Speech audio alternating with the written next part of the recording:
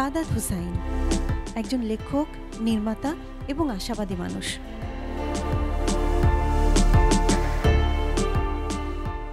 জনপ্রিয়তার মাপকাঠিতে এতটাই প্রতিষ্ঠিত যে অনেকে সন্দেহ করেন এতটা জনপ্রিয়তা কি আসলেই তার প্রাপ্য। কিন্তু সকল আলোচনা সমালোচনাকে অতিক্রম করে তিনি নিজেকে কেবল সমৃদ্ধই করে যাচ্ছেন। লেখালেখির তুমুল ব্যস্ততার মাঝেও সাইবার বুলিং এবং হেট স্পিচের বিরুদ্ধে সোশ্যাল অ্যাওয়ারনেস নিয়ে কাজ করে যাচ্ছেন, কোনো দিকে না তাকিয়ে। অনলাইন হয়রানি এবং মানসিক স্বাস্থ্য নিয়েও ভাবছেন আজকাল। চলুন তার ভাবনাগুলো শুনি। সাদাত হুসাইন, আপনি তো বাড়াবাড়ি রকম জনপ্রিয়, তুমুল জনপ্রিয়। আপনি এত জনপ্রিয় কেন? আপনি আপনার নিজের কি মনে হয়, আপনার নিজের ব্যাপারে আপনার মূল্যায়ন কি? এটা আসলে ঠিক জনপ্রিয় কিনা আমি জানি না, বা আসলে আপনি যেভাবে বললেন সেরকম জনপ্রিয় কিনা জানি না। তবে হ্যাঁ, যেহেতু আমি লিখি এবং লেখালেখি আসলে মানুষের কাছে পৌঁছে যাওয়ার একটা দারুণ মাধ্যম, সুতরাং কিছু মানুষ আমার লেখা পড়েন, তারা নিজেদেরকে সেই লেখার মধ্যে খুঁজে পান, নিজেদের গভীর অনুভূতিগুলোর সাথে একাত্ম বোধ করেন। এবং যখন হয় না, ধরেন আমি আপনার সাথে গল্প করতে বসছি, হয়তো আড্ডার মুডে, আমি বা অন্য যে কোনো কেউ, তখন হয়তো সেই মানুষটার কথা শুনতে যদি আপনার ভালো লাগে, বা সেই মানুষটার কিছু কিছু ফিলসফি যদি আপনার কাছে মনে হয়, বা আমি তো এই রকম করে আমার জীবনটাকে ভাবি নাই, কিন্তু হয়তো আমার জীবনটাকে এরকম করে আমি ভাবতে পারতাম, তখন খুব স্বাভাবিকভাবে দেখবেন যে ওই মানুষটার প্রতি আপনার এক ধরনের ভালো লাগা তৈরি হবে, তাই তো? আর যারা লেখেন তারা কিন্তু এভাবে গল্পই বলেন। তো সেই গল্পগুলো হয়তো অনেক মানুষের কাছে মনে হয়েছে যে এই গল্পগুলো তাদের জীবনের গল্পের সাথে, অনুভবের সাথে কোনো না কোনোভাবে একাত্ম, এবং হয়তো এই কারণে কিছু মানুষের কাছে আমি পৌঁছে গেছি। না, আপনি যেমন একজন লেখক হিসেবে জনপ্রিয়, আমি আপনার সম্পর্কে যতটুকু জানি যে আপনাকে একটা স্টোরি টেলারও বলা হয়, যে কোনো কিছু আপনি খুব গুছিয়ে বলতে পারেন। আমি জনপ্রিয় শব্দটা ব্যবহার করলাম এ কারণে, কারণ যে সময়ের মধ্যে দিয়ে আমরা যাচ্ছি, লেখকদের ব্যাপারে অনেক তুচ্ছ তাচ্ছিল্য করা হয়, বলা হয় যে বাংলাদেশে এত বেশি লেখক, কাকের চেয়েও বেশি। এরকম একটা সময়ে এতটা নাম করা, এতটা জনপ্রিয় হওয়া, এটা তো কষ্টকর একটা ব্যাপারই। আমার কাছে মনে হয় যে বিষয়টা এরকম যে আমরা যারা ছোটোবেলায় বড় হয়েছি, আমি দেখেছি যে আমরা সবাই কিন্তু শৈশবে কোনো না কোনোভাবে, শৈশবে, কৈশোরে, বা যখন আমরা একটু তরুণ হয়ে উঠলাম, আমাদের অনুভূতিগুলো হচ্ছে একটু ডিফারেন্ট শেপ পাওয়া শুরু করলো। হয় না যে আমাদের বয়সন্ধিকালের পরে কি হয়, ছেলেরা মেয়েদের প্রতি এক ধরনের অনুভূতি অনুভব করে, মেয়েরা ছেলেদের প্রতি। ওই সময় আমাদের মধ্যে একটা গভীর এবং কি বলা যায় এটাকে, নরম একটা অনুভূতি কাজ করে, এবং সেই অনুভূতিটা আমরা প্রকাশ করতে চাই। সেই প্রকাশের একটা মাধ্যম হচ্ছে লেখালেখি, সবচেয়ে সহজ মাধ্যম, তাই তো? লেখালেখি। তো এই কারণে আমার মনে হয় যেটা বলছেন আপনি, যে বাংলাদেশে অনেক লেখক, আসলে এই কারণে আমরা অনেকেই লেখক হয়ে উঠি। দেখবেন যে সবাই কবিতা লিখেছি কখনো না কখনো, তাই না? সবাই। তো আমি ঠিক এত মানুষের মধ্যে থেকে আপনি যেটি বললেন যে আলাদা করেই অনেক মানুষের কাছে পৌঁছে যাওয়া, এটা আমি সবসময় বলি যে আমার ধারণা, আমি আমার একজন লেখকের আসলে তিনটা বিষয় খুব গুরুত্বপূর্ণ বলে আমি ব্যক্তিগতভাবে মনে করি। একটা হচ্ছে তার অনুভব করার ক্ষমতা, আরেকটা হচ্ছে পর্যবেক্ষণ, আরেকটা হচ্ছে প্রকাশ। হ্যাঁ, এটার কারণ হচ্ছে, ধরেন আমাদের চারপাশে অনেক ঘটনা ঘটে, যেই ঘটনাগুলো হয়তো একজন লেখক কিংবা একজন চলচ্চিত্র নির্মাতা, একজন পেইন্টার, একজন ফটোগ্রাফার যেভাবে দেখেন, আর 8-10 জন মানুষ হয়তো সেভাবে নাও দেখতে পারেন, তাই না? এই কারণে কি হয়, একজন শিল্পী, আমি কিন্তু সবসময় বলি একটা কথা, যে আমাদের সৃজনশীল সকল মাধ্যমই হচ্ছে কোনো না কোনোভাবে গল্প বলে, তাই না? এটা পেইন্টিং কি করে, গল্প বলে, ফটোগ্রাফি গল্প বলে, সিনেমা গল্প বলে। তো আমার কাছে মনে হয় যে যারা এই গল্পগুলো বলেন বিভিন্ন মাধ্যমে, তারা প্রত্যেকেই কোনো না কোনোভাবে স্টোরি টেলার। এখন স্টোরিটা সে কীভাবে কালেক্ট করবে? স্টোরিটা কালেক্ট করার মাধ্যম হচ্ছে, যেটা আমি বললাম, যে এই যে একটা সাধারণ ঘটনা অন্যরা হয়তো একভাবে দেখছে না, কিন্তু আপনি আরেকভাবে দেখছেন, আপনি সেখানে একটা গল্প খুঁজে বের করছেন। এটা হচ্ছে আপনার পর্যবেক্ষণ ক্ষমতা, একজন লেখক হিসেবে বা একজন স্টোরি টেলারের, যেটা খুব জরুরি। আর একটা গুরুত্বপূর্ণ ব্যাপার হচ্ছে ফিল করা। যেমন ধরেন, আমি রাস্তা দিয়ে হেঁটে যাচ্ছি, আমি দেখলাম যে একটা কুকুর, তার একটা ঠ্যাং ভাঙা, অনেকগুলো ছেলেমেয়েরা সেই কুকুরটাকে হয়তো ঢিল ছুটছে।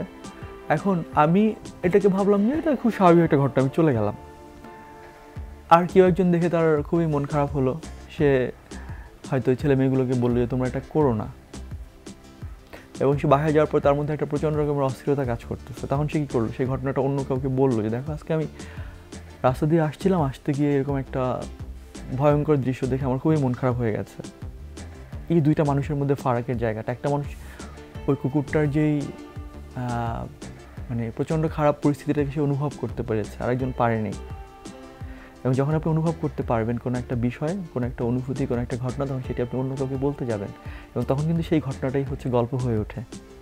আপনি যখন কোনো কিছু কাউকে বলতে যাবেন তখন সেটা গল্প হয়ে ওঠে, না বলতে যাওয়ার আগ পর্যন্ত কিন্তু সেই অর্থে গল্প হয়ে ওঠে না। কারণ আপনি প্রতিদিন অফিসে যান, অফিসে যাচ্ছেন, এটা কিন্তু একটা রেগুলার ঘটনা, এটা কাউকে বলার মতো কিছু না। কিন্তু অফিসে গিয়ে আপনার বাসায় বসে মনে হচ্ছে আজকে যদি আমি গিয়ে অফিসে দেখতাম যে আমার টেবিলের উপরে একটা ঠান্ডা গ্লাসের মধ্যে কনকনে ঠান্ডা এক গ্লাস ম্যাঙ্গো জুস, ঠিক আছে, আপনি কি দেখলেন যে সত্যি সত্যি ওরকম এক glass mango juice, and it surprises you. তখন আপনি কী করবেন, আপনি হয়তো আপনার মাকে বা আপনার প্রিয় মানুষকে ফোন দিয়ে বলবেন যে হ্যাঁ আজকে এরকম একটা ঘটনা ঘটছে। এখন এই ঘটনাটা কিন্তু গল্প হয়ে উঠতেছে, অন্য কয়েকদিন যে আপনি অফিসে গিয়েছেন তখনকার ঘটনাগুলো কিন্তু গল্প হয়ে ওঠে নাই। তাহলে কী দাঁড়ালো, একটা হচ্ছে পর্যবেক্ষণ, একটা হচ্ছে অনুভব, আর এই দুটো প্রকাশের একটা মাধ্যম তখন থাকতে হবে। সেই প্রকাশটা যে যত ওই ঘটনা বা ওই গল্পের কাছাকাছি করতে পারে তত বেশি মানুষকে স্পর্শ করে। আমার ধারণা যে আমি আমার পর্যবেক্ষণ ক্ষমতা এবং অনুভব এই দুটোই হচ্ছে ছোটোবেলা থেকে খুব ভালো ছিল, এটা আমি এখন এসে ফিল করি। আমি আমার শৈশবের নানান অভিজ্ঞতা, ফিলসফি, জীবনকে দেখার যে দৃষ্টিভঙ্গি, সেটা অনেক কাছ থেকে দেখতে পেরেছি, অনুধাবন করতে পেরেছি, এবং অনেক বড় হয়ে আমি আবিষ্কার করেছি যে এইগুলো প্রকাশের যেই মাধ্যম বা প্রকাশের যেই ভাষা, যেটা অনেক মানুষের কাছ অবধি পৌঁছে যাবে, সেটা আমার অনেক ভালো ছিল, যেটার কারণে হয়তো এত মানুষের মধ্য থেকেও আমার লেখা অনেক বেশি মানুষ পছন্দ করেছে। আপনার কথা থেকে আমি যেটা রিসিভ করলাম যে মানে একই সঙ্গে আপনি যেমন একজন ভালো অবজারভেন্ট, তেমন একজন এমপ্যাথ, আপনার মধ্যে এমপ্যাথি জিনিসটা আছে, this is what is more than sympathy, এবং আপনার কমিউনিকেশন স্কিলটা ভালো, আপনি সেটা আরেকজনকে ট্রান্সফার করতে পারছেন। যেহেতু জনপ্রিয়তা শব্দটা এসছে, আমি আপনার সাথে অনুষ্ঠান করার আগে সোশ্যাল মিডিয়াতে আপনাকে দেখছিলাম আপনার ক্যারেক্টারটা কিছুটা বোঝার জন্য। তো জনপ্রিয়তা শব্দটাকে আপনি কিভাবে ডিফাইন করেন? কারণ আমি একটা কমেন্ট থেকে আমার এই শব্দ মনে আসলো, মানে এরকম কিছু কিছু কমেন্ট সোশ্যাল মিডিয়াতে আপনাকে দেখেছি যে লোকজন আপনাকে বলছে যে যেহেতু আপনি জনপ্রিয় কাজে আপনার কাজে কোনো মান নেই। তো আবার আমি একজন টিচার, একজন শিক্ষক হিসেবে আমি জানি যে যিনি জনপ্রিয় শিক্ষক তিনি আসলে ভালো শিক্ষক। মানে আমি জনপ্রিয় কিন্তু ভালো শিক্ষক না, এরকমটা মানুষের পক্ষে হওয়া সম্ভব না, হয়তো পণ্যের পক্ষে হওয়া সম্ভব। সস্তা পণ্য জনপ্রিয় হতে পারে, সস্তা মানুষ আসলে জনপ্রিয় হয় না। তো এই শব্দটাকে আপনি কিভাবে ডিফাইন করেন, ওই মন্তব্যটাকে? আচ্ছা, বিষয়টা কি হয়, আমরা আসলে প্রত্যেক মানুষের চিন্তার ধরন আসলে একই রকম হবে তা কিন্তু না।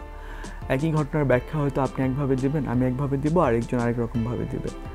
তো যিনি মন্তব্যটা করেছেন বা এই ধরনের মন্তব্য আমরা হরহামেশাই শুনতে পাই, তিনি হয়তো খুব আগ্রহ নিয়ে খুবই জনপ্রিয় কোনো একজন সঙ্গীত শিল্পীর গান শুনে মুগ্ধ হয়ে যান, হ্যাঁ, তো তখন কিন্তু তিনি আর এই ইভ্যালুয়েশনে বা তার এই থিওরিটা সেখানে তিনি অ্যাপ্লাই করেন না।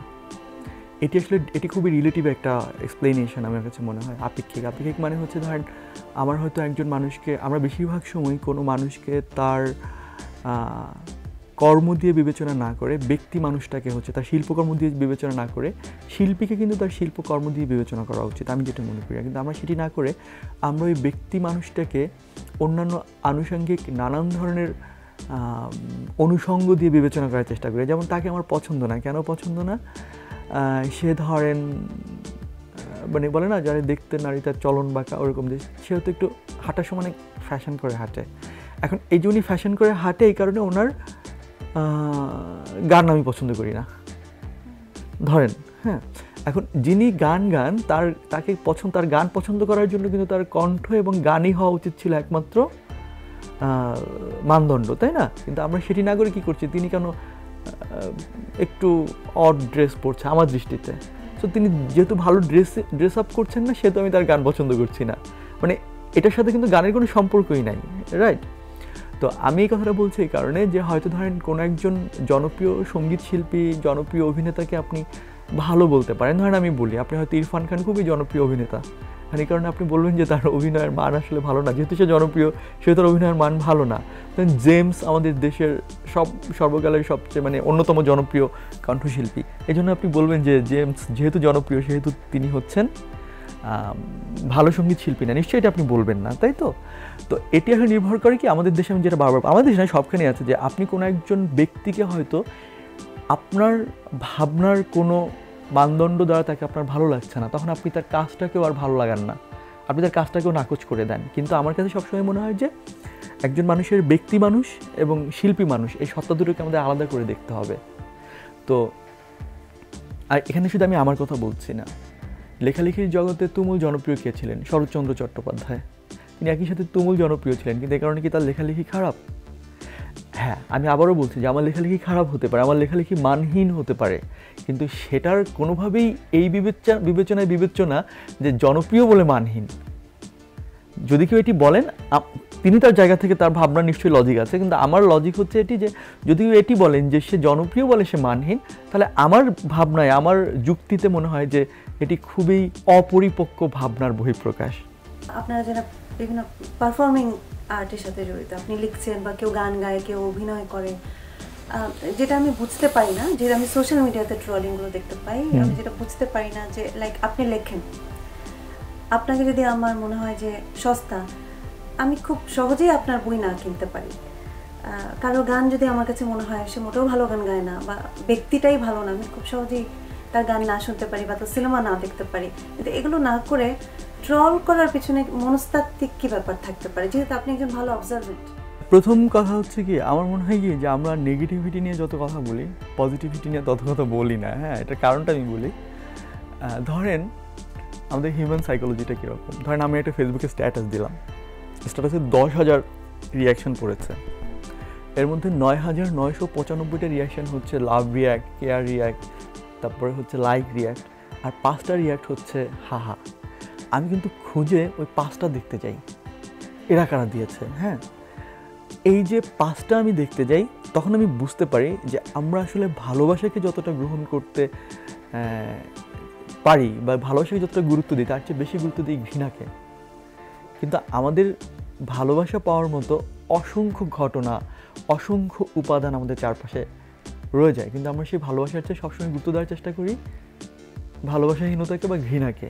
কারণ আমার কাছে মনে হয় যে পৃথিবীর সবাই আমাকে ভালোবাসবে, কেন একজন আমরা সবাই চাই সবাই আমাকে পছন্দ করবে, কিন্তু পৃথিবীর ইতিহাসে কি এমন কোনো মানুষ আছে যাকে সবাইকে পছন্দ করেছে, যাকে সবাই পছন্দ করেছে? এরকম কেউ আছে? নাই। এখন সোশ্যাল মিডিয়াতে ট্রল নিয়ে অনেক কথা হচ্ছে, ট্রল হচ্ছে, যেন আমার কথা বলি যে আমাকে নিয়ে অনেক ট্রল হয়, অনেক মিমস হয়, এগুলো হয়, কিন্তু আমি তো দেখি যে এটার পার্সেন্টেজ খুবই কম। ধরেন আমি বলি, গত 4-5 বছর ধরে এই ফিকশানে বাংলাদেশে আমার বই তুমুল জনপ্রিয়। এখন এই যে এত মানুষ বই পড়ছে, শুধু বাংলাদেশে না, ধরেন বাংলাদেশের বাইরে বাংলা ভাষাভাষী মানুষ যেখানে রয়েছে, অসাধারণ সাড়া আমি পাঠকের কাছ থেকে পেয়েছি। এবং আমার বই নিয়ে একটা বড় অভিযোগ আছে যে আমার বইয়ের অনেক দাম, 500-600 টাকা দাম। এই সময় এসে যখন কিনা সোশ্যাল মিডিয়ার মতো একটা প্ল্যাটফর্ম বা অনেক ধরনের আমাদের অল্টারনেটিভ বিনোদনের মাধ্যম আছে, সেই সময় মানুষকে বই পড়ানো খুবই কঠিন, কিন্তু এই সময় মানুষ এত মোটা মোটা বই টাকা দিয়ে কিনছে। হ্যাঁ, তার মানে কি মানুষ আসলে আমার লেখা পছন্দ করে, আমাকে পছন্দ করে, তাই তো? তাহলে আমরা কেন হচ্ছে সারাক্ষণ সোশ্যাল মিডিয়াতে যারা হচ্ছে বুলিং করছে, যারা ট্রল করছে, তাদের নিয়ে কেন আমরা সবসময় কনসার্ন? আমরা কেন এই মানুষগুলোকে নিয়ে কথা বলি না, যে মানুষগুলো অনেক ভালো ভালো মন্তব্য করছে, তাদের নিয়ে কেন আমরা কথা বলি? এটার কারণ হচ্ছে আমরা আসলে ওই যে আমরা চাই যে সবাই আমাদেরকে পছন্দ করবে, নাম্বার 1। নাম্বার 2 হচ্ছে নেগেটিভিটিটাকে আমরা আসলে পজিটিভিটির চেয়ে অনেক বেশি গুরুত্ব দিই, তাই তো?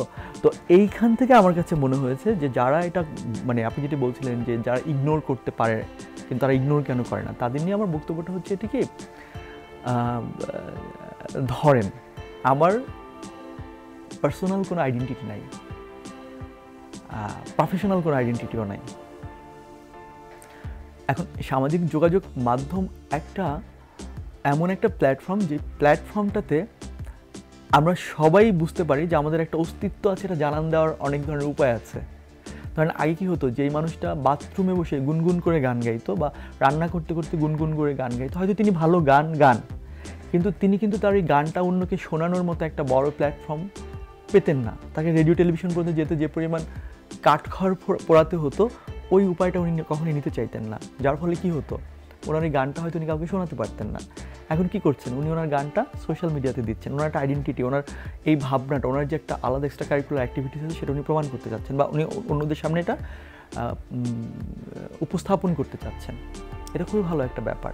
কিন্তু যার আসলে কিছুই নাই, যার এই ধরনের কোনো একটা ইতিবাচক বৈশিষ্ট্য নেই, সে তার নিজেকে কীভাবে উপস্থাপন করবে আর 8-10 জনের কাছে, সে কীভাবে অন্যদের দৃষ্টি আকর্ষণ করবে? তখন তারা একটা উপায় খুঁজে পায় যে সামাজিক যোগাযোগ মাধ্যমে আলোচিত বা মুখ কোনগুলো, তখন তারা তাদেরকে নিয়ে ট্রল মিম করলে যেটা হয়, তাদের মতো মানুষের সংখ্যা তো কম না। এই যে আইডেন্টিটি ক্রাইসিসে ভুগছে, যে আমার নিজস্ব কোনো আইডেন্টিটি নাই, আইডেন্টিটি ক্রাইসিসে ভোগা মানুষের সংখ্যা কিন্তু বিশাল, একটা বিশাল কমিউনিটি। তখন তারা একজোট হয়ে পার্টিকুলার কিছু ফিগারকে হচ্ছে সারাক্ষণ মক করতে থাকে। এই মক করে তারা তাদের নিজেদের একটা নতুন আইডেন্টিটি হচ্ছে এস্টাবলিশ করছে, আর হচ্ছে নিজেদেরকে আলোচনায় আনছে বা নিজেদের একটা অস্তিত্ব জানান দিচ্ছে। আমার কাছে মনে হয় যে, ধরেন আমি আপনাকে বলি, আপনি কখনো দেখেছেন যে সাকিব আল হাসান ফেসবুকে কাউকে নিয়ে কোনো কটু মন্তব্য করেছে? দেখেন নাই। আপনি মাশরাফিকে দেখেন নাই, আপনি ধরেন বাংলাদেশের সামাজিক যোগাযোগ মাধ্যম তাহসানকে দেখেন নাই, বা আপনি আসলে যারা আলোচিত, যারা পরিচিত মুখ, যারা সফল, তারা কেউ কিন্তু কখনোই সামাজিক যোগাযোগ মাধ্যমে কাউকে একটা বাজে কমেন্ট করছে না। তাহলে কারা করছে? That is very important.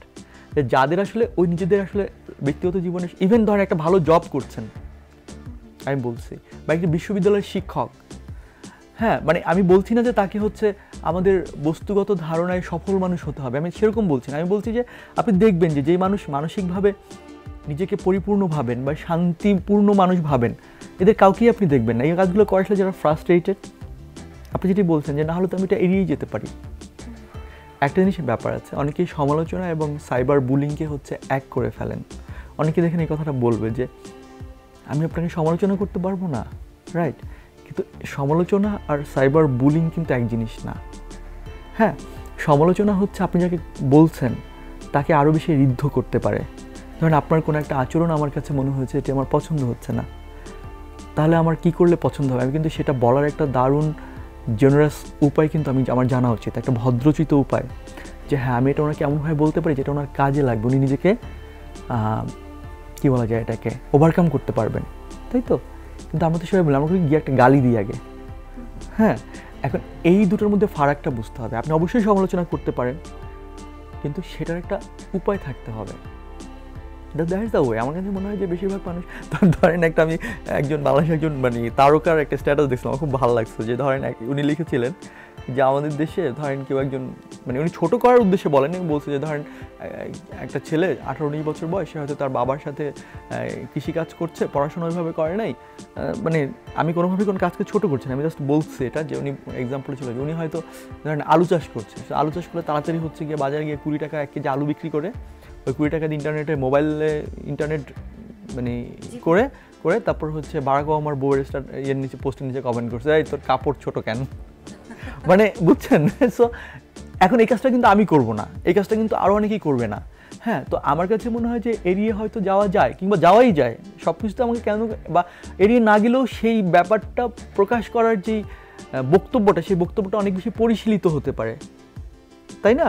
এখন এটি যারা করবেন না বা করেন না, তাদের আসলে আমি যেটি বললাম যে তাদের একটা আইডেন্টিটি ক্রাইসিসে তারা ভোগেন, অস্তিত্বহীনতায় ভোগেন, এবং যে অস্তিত্ব জানান দেওয়ার জন্য তাদের অন্য কোনো উপায় নেই এই ধরনের হেট্রেট ছড়ানো ছাড়া। যেহেতু আপনি লেখক, আপনি একজন ভালো অবজারভেন্ট, সবাই হয়তো কোনো না কোনোভাবে অ্যাটেনশন ড্র করতে চায়। এক্স্যাক্টলি। যখন কোনোভাবেই সে পেরে ওঠে না, মেধা বা যোগ্যতা বা সুযোগের অভাব, যে কোনো কিছু হতে পারে, তখন হয়তো এটা হয়তো কি আমাদেরই একটা বৈশিষ্ট্য যে নেগেটিভ জিনিসগুলো আমাদের একটু তাড়াতাড়ি নজরে পড়ে। একটা ইন্টারেস্টিং ব্যাপার বলি আপনাকে, ধরেন আমরা যেই গ্রুমিং সিস্টেমের মধ্যে বেড়ে উঠেছি, ফ্যামিলি বলেন, প্যারেন্টিং বলেন, আমার বাবা মার মধ্যে, আমরা কিন্তু সবসময়, আমি আমার ব্যক্তিগত কথা বলতে পারি যে আমি খুবই হয়তো মানে একটা মার্জিনাল ফ্যামিলি থেকে বেড়ে উঠেছি, না বাবা মা সবসময় আমাদেরকে বলতো, ধরেন আমাদের নদীর পাড়ে বাড়ি বা এরকম খাল আছে, তো ওখান থেকে ধরেন আগে কুমোর আছে না, কুমোর যারা মাটির হাঁড়ি পাতিল বানায়, কুমোররা হচ্ছে আপনার নৌকা করে মাটি হাঁড়ি পাতিল নিয়ে যেত, তো দুষ্ট ছেলেরা কী করতো, ঢিল মেরে ওগুলো ভেঙে ফেলার চেষ্টা করতো, এটা ধরনের আনন্দ ছিল শৈশবে। তো তখন ভেঙে ফেলে ওরা কী করতো, ওরা হচ্ছে মানে অশ্রাব্য ভাষায় গালিগালাজ করতো, বাবা মারা তুলে আর কি গালিগালাজ করতো। বেশিরভাগ ছেলেমেয়েরাই কিন্তু ওই গালিগালাজটা মানে গায়ে লাগতো না, গ্রামে এগুলো তো সবাই বলে, সো ওরা এটাকে আরও ফান হিসাবে নিত। তো আমার মা একদিন এরকম খালের মধ্যে গোসল করছে, আমি দাঁড়ানো, আমি যে ঢিল ছুটতে যাবো তখনই আমার মা বললো যে তুমি যখন এই ঢিলটা ছুড়বে তখন ওই লোকটা তোমাকে যে গালিটা দিবে, গালিটা কিন্তু তোমাকে যে দিবেই সবচেয়ে আগে দিবে তোমার মাকে। থাকে না যে আমরা গালি দিই, মাকে কেন্দ্র করে গালি দেওয়াটা, মানে নারীকে কেন্দ্র করে গালি দেওয়াটা, বা এটা আমাদের পুরুষ সাহিত্য সমাজের একটা বড় জায়গা। তো যেটা হয়েছে যে এটা না আমার মধ্যে কিন্তু প্রচণ্ড রকম ঢুকে গেছে। আমার কাছে মনে হয়েছে যে আচ্ছা আমি এমন এক সন্তান কেন হব যে আমার কারণে আমার বাবা মাকে নিয়ে বা আমার মানে গ্রুমিং নিয়ে হচ্ছে মানুষ প্রশ্ন করতে পারবে। খেয়াল করেন, হ্যাঁ। তো বিষয়টা হচ্ছে এটা যে আপনি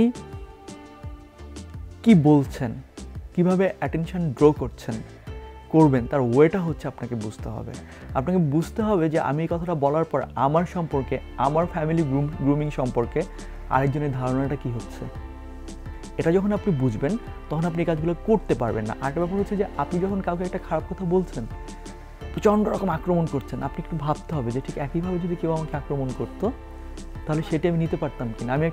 আমার একটা কবিতা আমি লিখেছিলাম যে যেই কুঠার বৃক্ষকে আঘাত করে সে কখনো বৃক্ষের যন্ত্রণা বোঝে না, যতদিন না পর্যন্ত সে ওই বৃক্ষের জায়গায় যায়, অন্য কেউ কুঠার হয়ে তাকে আঘাত করে। তো পৃথিবীতে প্রত্যেকটা মানুষকেই কখনো না কখনো বৃক্ষ হতেই হয়, ঠিক আছে? সো এটা হচ্ছে গুরুত্বপূর্ণ ব্যাপার, যে যারা এগুলো করেন তারা হয়তো ভাবেন যে তাদের কখনোই বৃক্ষ হতে হবে না, কিন্তু আনফর্চুনেটলি হতে হবে। এবং আমি জানি যে এখন যে মানুষটা সোশ্যাল মিডিয়াতে প্রচণ্ড হেট্রেট ছড়াচ্ছেন, 5 বছরের মধ্যে তার লাইফে এত পরিবর্তন ঘটবে সে উপলব্ধি করতে পারবে, সে লজ্জিত বোধ করবে গত 5 বছর আগের করা কাজের জন্য। আপনি খুব ব্যস্ত একজন লেখক, কিন্তু তারপর আমি দেখলাম যে আপনি গত কিছুদিন যাবৎ সাইবার বুলিং নিয়ে অনেক কাজ করছেন। মাই রেসপন্স একটা সোশ্যাল অ্যাওয়ারনেস আপনি গড়ে তোলার চেষ্টা করছেন। সময়টাই আসলে এরকম, আপনি যেটা বলছিলেন যে আমরা সবাই কোনো না কোনো সময় কোনো না কোনো একটা ব্যাপারে কিন্তু আমরা ভিকটিম হই। যতক্ষণ পর্যন্ত ভিকটিম না হই ততক্ষণ হয়তো বুঝি না যে এটা ফিলিংসটা কেমন। এই সোশ্যাল অ্যাওয়ারনেস নিয়ে কাজ করার চিন্তা এতটা শক্তভাবে এত সময় দিয়ে কখন থেকে মনে হয়? না, এইটা আসলে আমার ব্যক্তিগত উদ্যোগ না, এটা হচ্ছে ইউএনডিপির একটা উদ্যোগ, ইউনাইটেড নেশন ডেভেলপমেন্ট প্রোগ্রাম, যেটা জাতিসংঘের, ওদের একটা প্রজেক্ট, ওদের একটা উদ্যোগ, এবং এই উদ্যোগটা সহযোগিতা করছে 5 ফোরন নামে আরেকটা সোশ্যাল মিডিয়া প্ল্যাটফর্ম। তো এদের উদ্যোগে এরা যেটা করেছে সেটা হচ্ছে বাংলাদেশের বিভিন্ন সেক্টরে যারা ধরেন রিপ্রেজেন্ট করেন নিজেদেরকে, যেমন চঞ্চল চৌধুরী, উনি ছিলেন মিডিয়া থেকে, তারপরে মিথিলা, এরকম বিভিন্ন সেক্টর থেকে বিভিন্ন মানুষজন, ভাবনা, আসনা হাবিব ভাবনা, তো এরকম বিভিন্ন সেক্টরে, যে পার্থ বড়ুয়া, হ্যাঁ, এরকম। তো লেখালেখির জগৎ থেকে ছিলাম আমি। তো এরা আসলে বিভিন্ন সেক্টরে এই ধরনের বিভিন্ন মানুষজন যারা ক্রমাগত অনলাইনে সাইবার বুলিংয়ের শিকার হন, হ্যাঁ, তাদের সবাইকে নিয়ে তারা একটা ক্যাম্পেইন করেছে, ইউএনডিপি এবং 5 ফোরন। তো আমি আসলে ক্যাম্পেইনের একটা পার্ট ছিলাম একজন লেখক হিসাবে, যেহেতু আমাকে নিয়ে সবচেয়ে বেশি কথা হয় বা সবচেয়ে বেশি সাইবার বুলিং হয়, তো এই কারণে আমাকে তারা হয়তো লেখকদের ওই জায়গা থেকে মানে এটা বলার জন্য নির্বাচিত করেছে। তো ওটা ছিল। আর আমার কাছে মনে হয় কি, আমি আপনাকে সত্যি বলি, আসলে এটা এক ধরনের হতাশাই কাজ করে। আমার কাছে মনে হয় আমরা একটা সময় পর্যন্ত আমাদেরকে সবাই, মানে সবচেয়ে খারাপ লাগে, ধরেন আমি আপনাকে বলি, আপনার পোস্টের নিচে আপনার পোশাক নিয়ে কেউ একটা বাজে মন্তব্য করলো, আপনার কথা নিয়ে বাজে মন্তব্য করলো, আপনার চলন নিয়ে বাজে মন্তব্য করলো, এখন আপনি তাকে একটা প্রতিবাদ করলেন, তখন আমি কি আপনাকে বলবো কি, আরে আপনি তো একজন শিক্ষক মানুষ, আপনার কি এটা খাটে যে তার মতো একটা লোককে রিপ্লাই করা আপনার কি উচিত? এটা আপনার সাথে যায় না, খেয়াল করেন। কিন্তু আমার কিন্তু সেটা বলা উচিত ছিল না, আমার বলা উচিত ছিল ওই লোকটাকে, যেই লোকটা আপনাকে বাজে কথা বলেছে। কিন্তু আমাদের দেশে সংস্কৃতিটা হচ্ছে এরকম যে ওকে, সালাদ হোসেন আপনাকে একটা মন্তব্য তো করতেই পারে সে, খেয়াল করেন আমাদের সাইকোলজিটা চিন্তা করেন যে সে তো আপনাকে একটা মন্তব্য করতেই পারে, আপনি কেন রিপ্লাই করতে যাবেন? এখন এই যে আপনি কেন রিপ্লাই করতে যাবেন, এটি কিন্তু কোনো না কোনোভাবে যারা এই ধরনের বাজে মন্তব্য করছে তাদেরকে ইন্সপায়ার করা হচ্ছে এগুলো করার জন্য, প্রমোটও করা হচ্ছে। এবং আপনাকে মানে তারা তো প্রতিবাদ করবেই না, আপনি প্রতিবাদ করলেও আপনাকে বলা হবে যে তার মানে এটা ধরে নেওয়া হচ্ছে যে এটাই হচ্ছে স্বাভাবিক যে আপনাকে অন্যরা সাইবার বুলিং করতে পারে। আপনি খেয়াল করেন বিষয়টা, যে কেউ আপনাকে বাজে কথা বলতে পারে, এটাই হচ্ছে স্বাভাবিক ধরে নেওয়া হচ্ছে। এটা যদি আপনি প্রতিবাদ করেন সেটা হচ্ছে অস্বাভাবিক, মানে হ্যাঁ ওরা তো বলতেই পারে।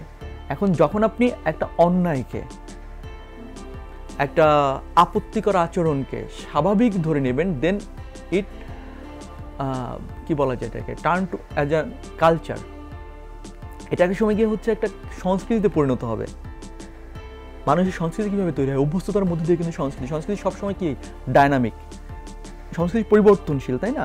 তো যখন আপনি এটা ধরে নিচ্ছেন যে মানুষ আপনাকে যখন বাজে কথা বলছে, একজন সোশ্যাল মিডিয়ায় কাউকে বাজে কথা বলছে, একজন সেলিব্রিটিকে বাজে কথা বলছে, এবং সেটিকে আপনি বলছেন যে এটাই তো হওয়ার কথা ছিল, এটাই তো বলবে, কিন্তু আপনি কেন প্রতিবাদ করবেন? এর মানে হচ্ছে আপনি একটা সংস্কৃতি তৈরি করতে সক্রিয়ভাবে ভূমিকা রাখছেন।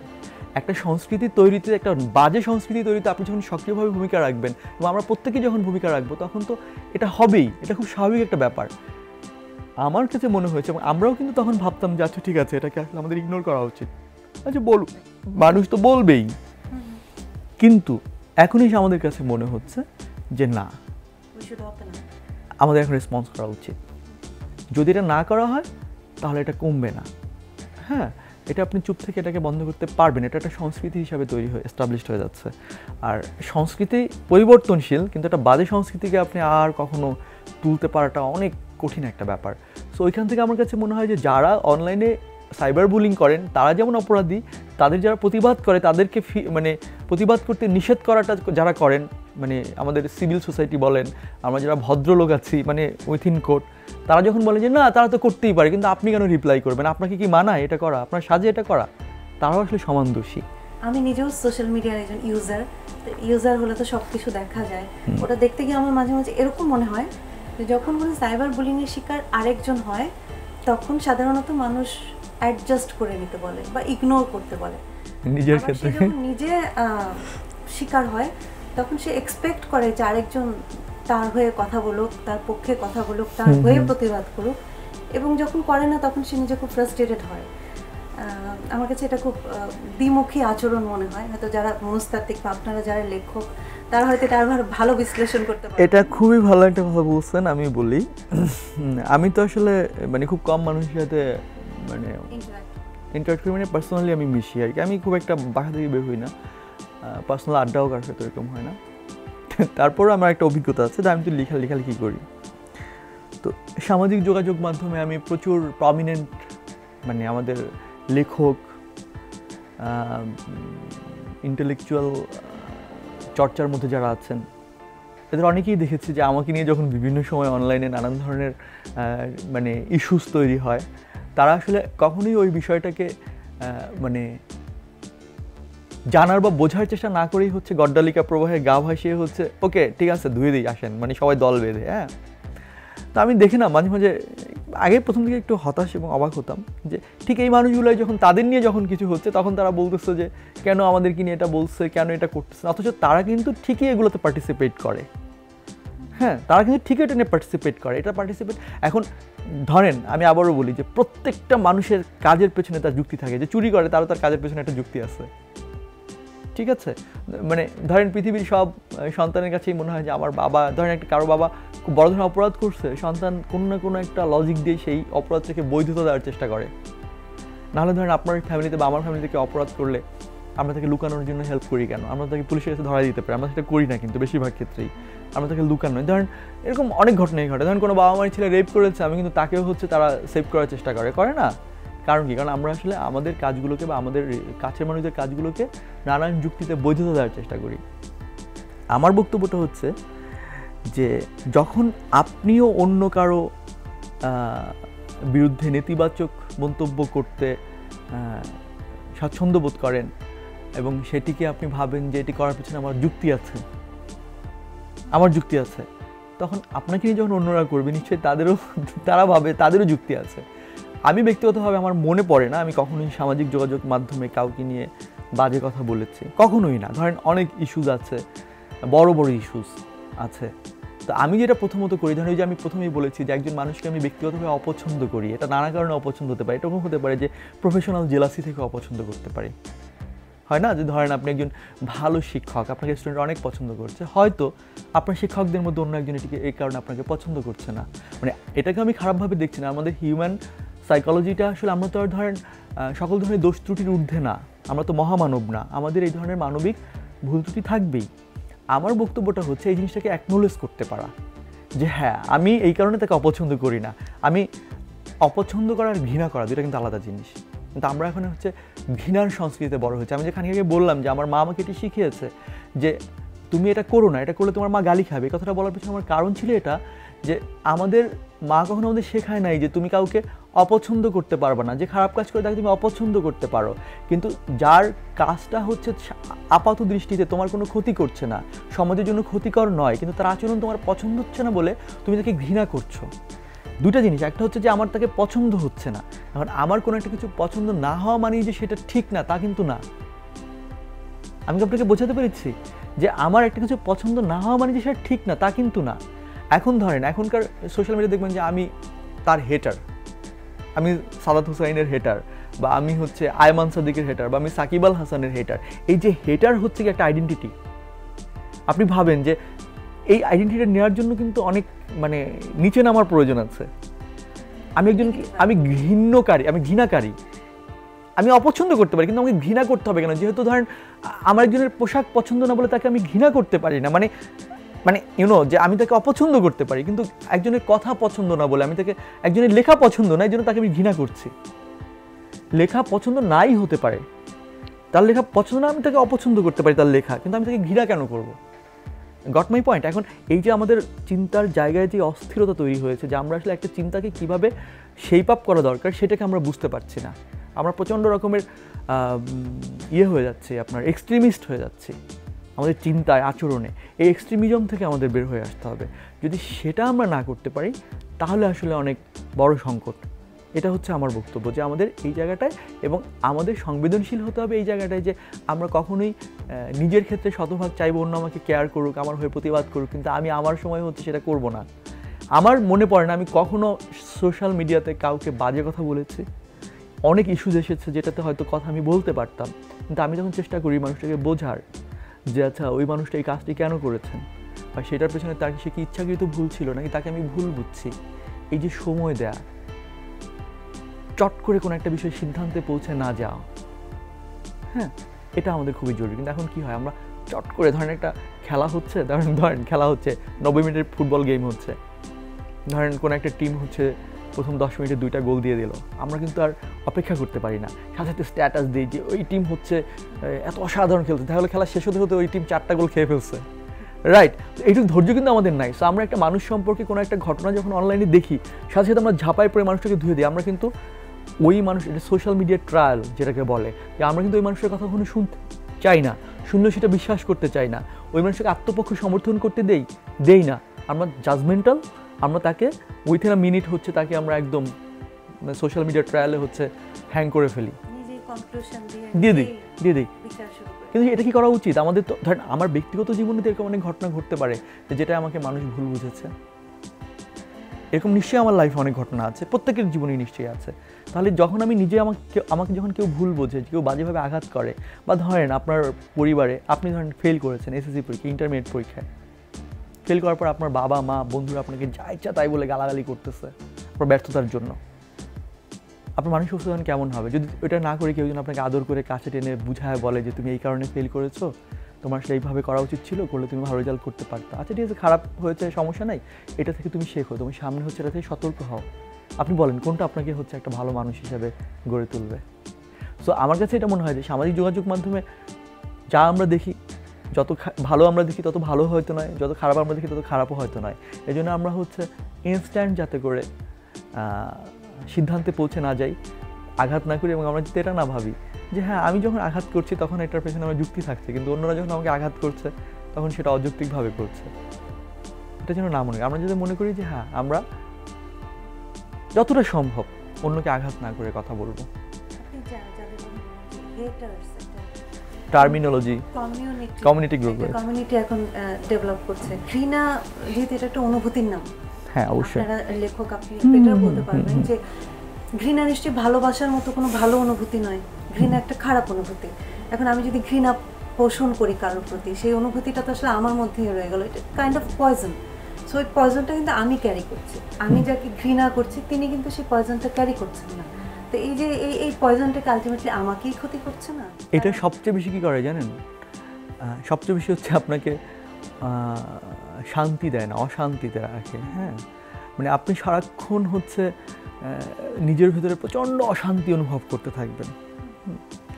তো আমার কাছে এটা মনে হয় যে এই এই এই যে ঘৃণা কেন করতে হবে, মানে হ্যাঁ অবশ্যই আমরা মানে যে একদমই এক্সট্রিমলি হচ্ছে আমাদের সমাজের জন্য, আমাদের হিউম্যান কাইন্ডের জন্য ক্ষতিকর, দ্যাটস এ ডিফারেন্ট ইস্যু। কিন্তু ওই যে কারো লেখা পছন্দ না বলে, কারো অভিনয় পছন্দ না বলে, কারো গান পছন্দ না বলে, কারো পোশাক পছন্দ না বলে তাকে আমরা ঘৃণা করছি, ঠিক আছে? এইটা আমার কাছে মনে হয় যে মানে আপনি যেটা বললেন দ্যাটস অল রাইট, যে হ্যাঁ ওই মানুষটাকে আসলে যে করে তাকে আসলে অশান্তিতে রাখে। কিন্তু হয় কি, যাকে আপনি করছেন ক্রমাগত ওই মানুষটার যে সুকুমার বৃত্তিগুলো আছে সেই বৃত্তিগুলোকে নষ্ট করে দেয়। আমি বলি যে আমাকে অনেকেই প্রশ্ন করেন, আজকে আমি এখানে আসার পরে যে স্বরলিপি আমাকে জিজ্ঞেস করছিল যে আপনার খারাপ লাগে কিনা যখন এগুলো বলে, তো আমি তাকে এখন বলি না, আমি এখন বলি সেটা হচ্ছে যে খারাপ তো নিশ্চয়ই লাগে বা লাগতো, কিন্তু ব্যাপারটা হয় কি যখন কোনো একটা ঘটনা আপনার বারবার মুখোমুখি হতে হবে তখন প্রথমবারের চেয়ে দ্বিতীয়বারের সংবেদনশীলতা একটু কম কাজ করবে। ধরেন আপনি একটা গরম কিছু একটা ধরছেন অনেক দিন ধরে, গরম ধরেন আগুনে উত্তপ্ত কোনো একটা ধরছেন একটু একটু করে, একটা সময় গিয়ে দেখবেন যে আপনি সেটা অনেক উত্তপ্ত হওয়ার পরও সেটা আপনি ধরে রাখতে পারছেন, আপনার হাত অত বেশি সেন্সিটিভিটি থাকছে না, অত বেশি উত্তপ্তটা আপনার হাতে লাগছে না। কিন্তু আবার নতুন প্রথম একজনকে ধরতে যাবে তার হাতে কিন্তু অনেক বেশি ছেঁকা লাগবে। আমার ক্ষেত্রে বা আমাদের ক্ষেত্রে যারা এগুলো পেতে পেতে অভ্যস্ত হয়েছে তারা প্রথম দিকে হয়তো এগুলো নিয়ে অনেক মন খারাপ করতাম, আমি কান্নাকাটিও করতাম।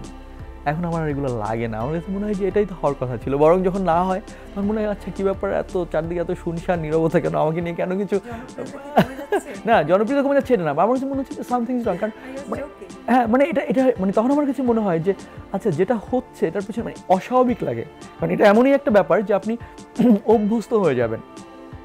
হ্যাঁ, তো বিষয়টা হচ্ছে ওইটা, বিষয়টা হচ্ছে যে এখন আমার কাছে একদমই স্পেসিফিক্যালি মনে হয় যে যারা এটা করেন তারা এখন এটার আবার কি জানি সব কিছুরই অনেকগুলো ইম্প্যাক্ট আছে। যারা এটা করেন তারা হয়তো ওই মানুষটাকে দুমড়ে মুচড়ে ভেঙে দেওয়ার জন্য করেন, অনেক মানুষ হয়তো ভেঙে যায়ও। এই সোশ্যাল মিডিয়াতে সাইবার বুলিংয়ের কারণে সুইসাইডের ঘটনাও আছে আছে, কারণ পৃথিবীতে সব মানুষের বা সব প্রাণীর অভিযোজন ক্ষমতা কিন্তু একরকম না, তাই না? এখন যে অভিযোজন করতে পারবে আমরা বলি কি সার্ভাইভাল অফ দ্য ফিটেস্ট, তাই তো? তো যে অভিযোজন করতে পারে সে হয়তো টিকে থাকবে, সে হয়তো টিকে থাকবে। কিন্তু আমাদের তো যেই মানুষটা কোমল সংবেদনশীল সেই মানুষটার ওই সুকুমার অনুভূতিগুলোকে কিন্তু আমাদের লালন করা উচিত। সো আমরা যদি বলি যে হ্যাঁ আপনি সেলিব্রিটি হয়েছেন, আপনার তো এগুলো শুনেই আপনাকে টিকে থাকতে হবে, এটার মানে কিন্তু আমরা একটা কঠিন মানুষ তৈরি করছি। আর যখন আমরা অনেক বেশি কঠিন মানুষ তৈরি করব তখন পৃথিবীটাও কিন্তু কঠিন পৃথিবী হয়ে যাবে। আমার তো আপনার কথা শুনে মনে হচ্ছে যে এই ঘটনাগুলো বরং আপনাকে হয়তো ভালো লেখক হতে সাহায্য করছে, কারণ ভালো লেখক মানে হচ্ছে তাকে নানান রকম অভিজ্ঞতার মধ্যে দিয়ে যেতে হবে, ভালো মন্দ ভাঙা গড়া অনেক রকম ভাঙা গড়া দেখতে দেখতে সেই অভিজ্ঞতাগুলোই একটা মানুষকে একজন ভালো লেখক করে। তো যেহেতু আপনি আসলে অনেক রকমের উত্থান পতনের ভিতর দিয়ে গেছেন, সাইবার বুলিং শিকার হয়ে আবার সেটাকে আপনি অ্যাডজাস্টও করে নিয়েছেন, আপনি খুব হাসি মুখে নিজের ব্যাপারে বলা কমেন্টগুলো আপনি খুব হাসি মুখে বলতে পারেন, আপনি এখন এনজয় করতে পারেন। এই বিষয়গুলোকে আপনার লেখায় আসা শুরু করেছে? আপনার এই অভিজ্ঞতাগুলোকে আপনার লেখার যে চরিত্রগুলো সেখানে কি আসছে? না, এটা ধরেন কি হয়, আপনি সেই জিনিসটাই লিখবেন বা বলতে চাইবেন যেটাকে আপনি গুরুত্বপূর্ণ মনে করেন। তো আমি এই যারা সাইবার বুলিং করেন তাদেরকে আমি গুরুত্বপূর্ণ ভাবি না। না ভাবার পেছনে অনেক কারণ আছে, আমি আপনাকে দু একটা এক্সপিরিয়েন্স বলতে পারি। এদের বেশিরভাগের অবস্থাটা এরকম। ধরেন যারা সমালোচনা করেন, গঠনমূলক সমালোচনা, কনস্ট্রাকটিভ ক্রিটিসিজম, তাদেরকে আপনি গুরুত্ব দিতে পারেন, তারা গুরুত্বপূর্ণ হতে পারে আপনার জীবনে। কিন্তু যারা সাইবার বুলিং করে, ট্রল করে, মিমস করে, তারা আপনার লাইফে গুরুত্বপূর্ণ হতে পারে না। কেন হতে পারে না? দে আর নট সেন্সিবল পারসন। যারা সমালোচনা করেন তারা সেন্সিবল। ধরেন আপনার আমি সমালোচনা করতে হলে আপনার সম্পর্কে আমার বিশদ জানতে হবে, শুধু আপনার সম্পর্কে জানতে হবে তা না। আপনাকে সমালোচনা করলে মানুষ কী করে বলে না যে কম্পারেটিভ ক্রিটিসিজম, তুলনামূলক সমালোচনা। সমালোচনার ক্ষেত্রে কিন্তু আপনাকে একটা তুলনামূলক জায়গায় যেতেই হয়, মানে এটা আমাদের স্বাভাবিক সেন্স।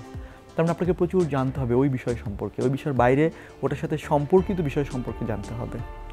যারা এই কারণে সমালোচকদের আপনি অবশ্যই শ্রদ্ধা করবেন, গুরুত্ব দিবেন, কনস্ট্রাকটিভ সমালোচকদেরকে। কিন্তু যারা সাইবার বুলিং এবং ট্রল করেন তাদের আসলে এই ধরনের জানাশোনার কোনো থোড়াই কেয়ার করে। ধরেন কেউ একজন এসে আমাকে লিখলো যে আপনি তো এইটা করছেন, আপনার লেখা তো এইরকম ওরকম। তারা জীবনে কেউ আমার লেখা পড়েনি, তারা জীবনে কোনোদিন লেখাপড়া নেই। আচ্ছা, এরপরে আমি আসি। ধরেন আমি প্রচুর সিনেমা দেখি, মানে আই লাভ সিনেমা। তো সম্ভবত কোয়ান্টিনো তারান্তিনোর একটা বিখ্যাত ফিল্ম আছে পাল্প ফিকশন নামে। এই সিনেমাটাকে বলা হয়, মানে কোয়ান্টিনো তারান্তিনোকেও বলা হয় যে মানে আধুনিক ফিল্ম মেকার এরকম বলা হয়, মানে সিনেমায় সে এমনই একজন অবিসংবাদিত নাম। তো পাল্প ফিকশন খুবই বিখ্যাত সিনেমা। এখন এই সিনেমাটা বলে যে প্রত্যেক ফিল্ম মেকারও এটা দেখা উচিত। এই সিনেমাটা আমি অনেকবার দেখেছি। তো অনেকবার দেখার কারণ হচ্ছে সিনেমাটা আমি যতবার দেখি ততবার আমার মনে হয়েছে আমি সিনেমাটা আসলে বুঝি নাই, কেন সিনেমাটা এত মানুষ দেখছে বা এত প্রশংসা কেন, আমি বুঝি নাই। তো এই যে আমি প্রথমবার যখন দেখার পর আমি যখন সিনেমাটা বুঝি নাই, আমি কিন্তু সাথে সাথেই বলি নাই যে আরে কি ফালতু একটা সিনেমা বানাইছে। আমি কিন্তু বলি নাই, বা আমি বলি নাই যে আরে এই ফিল্ম মেকারকে নিয়ে এত বড় বড় কথা বলার কি আছে, সিনেমা কিছু হয় না। আমি কিন্তু এটা বলি নাই। কেন বলি নাই? কারণ আমার কাছে মনে হয়েছে যে ওই সিনেমাটা যে বোঝার জন্য যেই বোধগম্যতা, যে অনুভব ক্ষমতা, যে জানাশোনা, সেটা আমার নাই। বা এরকম হতে পারে যে একটা পার্টিকুলার বা সার্টেন মোমেন্ট অফ টাইমে হচ্ছে বা মোমেন্টে হচ্ছে আপনার কাছে মনে হতে পারে যে ওই মুহূর্তে আমি মানসিকভাবে প্রস্তুত না কোনো একটা কিছু নেওয়ার জন্য। এরকম হয় না অনেক সময় যে আপনি একটা ভালো গান শুনছেন কিন্তু আপনার মানসিক একটা দশার কারণে এই গানটা আপনার ওই মুহূর্তে ভালো লাগছে না, এরকম হয় না আমাদের? কিন্তু অন্য একটা সময় শুনলে হয়তো ওটা ভালো লাগতে পারে। ম্যাচুরিটি ম্যাটার করে। ধরেন যেই বই হয়তো আপনি ছোটোবেলায় পড়েছেন অসম্ভব ভালো লেগেছে, এখনই সেটা হয়তো ভালো নাও লাগতে পারে, আবার ছোটোবেলায় ভালো লাগেনি এখনই সে ভালো লাগতে পারে, তাই না? এরকম কিন্তু হয়। তো আমার ক্ষেত্রে যেটা হয় যে আমি এরকম ওই সিনেমাটা যখন দেখেছি প্রথমবার আমার কাছে খুবই মনে হয়েছে ভালো হয় না, কিন্তু আমি কিন্তু কখনো এটা জাজমেন্টাল হই নাই। আমি কিন্তু সেই ফেসবুকে টুক করে একটা স্ট্যাটাস দিই নাই, বা কোয়ান্টিনো তারান্তিনোর ফেসবুক পেজে বা সিনেমার ফেসবুক পেজে গিয়ে আমি লিখি নাই যে ফালতু সিনেমা বুলশিট, এটা আমি লিখি নাই। কারণ আমার মনে হয়েছে যে ওই সিনেমাটা সম্পর্কে মন্তব্য করার জন্য যে জানাশোনা, যে বোঝাবুঝি দরকার সেটা আমার আছে কিনা। আমি এই সিনেমাটা আবার দেখেছি 1 বছর পরে, 6 মাস পরে আবার দেখেছি, কারণ আমি বুঝতে চেয়েছি যে সিনেমাটা কেন এত মানুষ দেখেছে। Got my point? তো আমার কাছে এটা মনে হয় যে আমি কারোর সম্পর্কে একটা মন্তব্য করে দিলাম দুম করে গিয়ে, এটা আসলে আমি ক্রিটিক হিসেবে করতে পারি না। মানে then I am not a critic, I am not a good critic. আমি আসলে ওই অপরিপক্ক একটা মানুষ, আমি জানি না শুনে গিয়ে একটা মন্তব্য। আমি যে দেখেছি, আমি বলছি না যে আমার বই সবার ভালো লাগতে হবে। পৃথিবীর কোনো শিল্পকর্ম কি সবার ভালো লেগেছে? কোনো শিল্পকর্ম নাই যেটা সবার ভালো লেগেছে। পৃথিবীর মানে সবচেয়ে মানে বেশি ভিউড সিনেমা বা যেটা হয়তো অস্কার পেয়েছে, যে সাহিত্য হয়তো নোবেল পেয়েছে, সেটাও ভালো লাগে না এরকম অনেক বোদ্ধাও আছেন, অনেক ক্রিটিক আছেন, অনেক সাধারণ পাঠকও আছেন। আবার যে সিনেমাটা হয়তো খুবই আন্ডাররেটেড আমরা বলি, তাই না, এরকম আছে যে যেটা অনেক মানুষের ভালো লেগেছে। তো আমার বক্তব্যটা হচ্ছে যে আমার লেখা সবার ভালো লাগবে, আমার সিনেমা সবার ভালো লাগবে, এটা তুমি আশাই করি না। এটা আমি একদমই আশা করি না, কারণ আমাদের চয়েস ডিফারেন্ট, আমাদের জানাশোনা ডিফারেন্ট, উপলব্ধি করার ক্ষমতা ডিফারেন্ট। এখন আমার ভালো লাগছে না বলে যে ওটা কারোই ভালো লাগতে পারবে না, এই যে ডিকটেটরশিপ ভাবনার যে স্বৈরতান্ত্রিকতা, এটা হচ্ছে আমাদের সবচেয়ে বড় সমস্যা। যে সাদাত হুসাইনের লেখা আমার ভালো লাগে না ধরেন, বা ধরেন কোনো একজন ফিল্ম মেকারের ফিল্ম আমার ভালো লাগে না, এর মানে হচ্ছে আমি সিদ্ধান্তে পৌঁছে যাচ্ছি যে সে পৃথিবীর সবচেয়ে খারাপ ফিল্ম মেকার বা খারাপ লেখক। কিন্তু আমি এটা ভাবি না যে আমার অনুভূতিটা যেমন গুরুত্বপূর্ণ আমার কাছে, আরেকজন অনুভূতি তার কাছে সমান গুরুত্বপূর্ণ, সুতরাং তার ভাবনায় ওটা ভালো লাগতেই পারে। তো আমি আসলে তাকে সার্বজনীনভাবে খারাপ বলতে পারি না। হ্যাঁ, আমার ভালো লাগছে, ইটস অল রাইট। এখন আমি কিন্তু গিয়ে বললাম যে আপনার লেখা কিছু হয় না, এই যে আপনার লেখা কিছু হয় না, এটা বলার আপনি কে আসলে? মানে যে আপনার কি ওই কথাটা বলার যে জানাশোনা, যে বোঝাবুঝি বা সেটা সম্পর্কে আসলে চূড়ান্ত সিদ্ধান্ত দেওয়ার জায়গায় কি আপনি পৌঁছে গেছেন? দ্যাটস দ্য মানে way of thinking, it should be the way of your thinking আর কি, আমার যেটা মনে হয়। ক্রিটিসাইজ করার ব্যাপারে আরেকটু যদি আমরা ম্যাচিউরড হতাম, সোশ্যাল মিডিয়া দেখে আমারও আমি একটা ছোট অভিজ্ঞতা, ধরেন একজন হচ্ছে আমার একটা গ্রুপে আমার বই নিয়ে তুমুল সমালোচনা, একটা বই নিয়ে। তো আমি তাকে গিয়ে বললাম, আমার কেন জানি মনে হয়েছে এই ধরনের অনেক অভিজ্ঞতা আমার আছে, আমি বললাম কি আচ্ছা এই বইতে বিপু আর শৈলী এই চরিত্র দুইটা কেমন লেগেছে? সে বলে দুটো খুবই খারাপ লেগেছে, এত থার্ড ক্লাস চরিত্র নির্মাণ, এদের সংলাপ ভালো হয় না এই সে। পরে আমি বললাম যে ভাই থ্যাংক ইউ, আসলে আমার এই বইতে এই নামে কোনো চরিত্রই নাই। মানে সে কিন্তু বইটা পড়ে নাই, বুঝছেন, সে বইটা পড়েই নাই। হ্যাঁ, ধরেন একজনে বলবে যে আপনি তো অমুক বই কপি করেছেন, আপনি ধরেন ফেসবুকে লিখলেন যে আপনি অমুক বই কপি করেছেন, একটা বিশাল অংশ হচ্ছে না ওই বই পড়েছে না আমার বই পড়েছে, তারা শুনেছে ওই যে চিনে কান লিয়েছে, তো মানে কানের জায়গায় হাত না দিয়ে হচ্ছে কানের চিলের পেছনে ছুটবে। ধরেন বলা হয়েছে যে আপনি এই যে বইটা লিখেছেন এটা হচ্ছে অমুক বইয়ের কপি, আপনি তো কপিবাজ। ওটার নিচে শত শত মানুষ আপনাকে লিখবে আপনি কপিবাজ, বাট তারা কখনোই দেখবে না যে আসলে কি সেই বইটা কপি করেছে, বইটাকে আমি পড়েছি বা ওইটা পড়েছি। এইটা কারণ সময় নাই তো পড়ার, আমাদেরকে সোশ্যাল মিডিয়াতে গিয়ে পারফর্ম করতে হবে, আমাকে উকি দিতে হবে। Got my point? এখন এইটা হচ্ছে ব্যাপার যে আমাদের আসলে ওই ধৈর্যটা, ওই ভাবার অবসরটুকু বা ইচ্ছাটুকু আসলে নাই। ওটা থাকলে আসলে আমাদের এত কিছু হতো না। বা যেই সময়টা আমি অন্য মানুষের পেছনে লেগে তাকে হচ্ছে ক্ষতিগ্রস্ত করার চেষ্টা করছি, ওই সময়টা যদি আমার নিজের লাইফে আমি কোনো ভ্যালু অ্যাড করার চেষ্টা করতাম, আমি কনস্ট্রাকটিভ কিছু করার চেষ্টা করতাম, তাহলে এটা আমার লাইফে ভ্যালু অ্যাড করতো। ধরেন আমি আপনাকে বলি, পৃথিবীর সবচেয়ে দামি জিনিস কি? সময়। আর ধরেন আপনি মারা যাচ্ছেন, ওই সময় আপনি ধরেন 50 মিনিট সময় আপনার খুব দরকার, আপনি কিনতে চাচ্ছেন, আপনার 5,000 কোটি টাকা দিয়ে আপনি কিনতে যাচ্ছেন 50 মিনিট সময় দিয়ে। সময় কিনতে পারবেন আপনি? পারবেন না, কেউ পারবে না। মানে কেউ 50,000 কোটি টাকা দিয়ে হচ্ছে 5 মিনিট সময় কিনতে পারবে না। অথচ এই মূল্যবান সময়টাকে আপনি নষ্ট করছেন কি কারণে?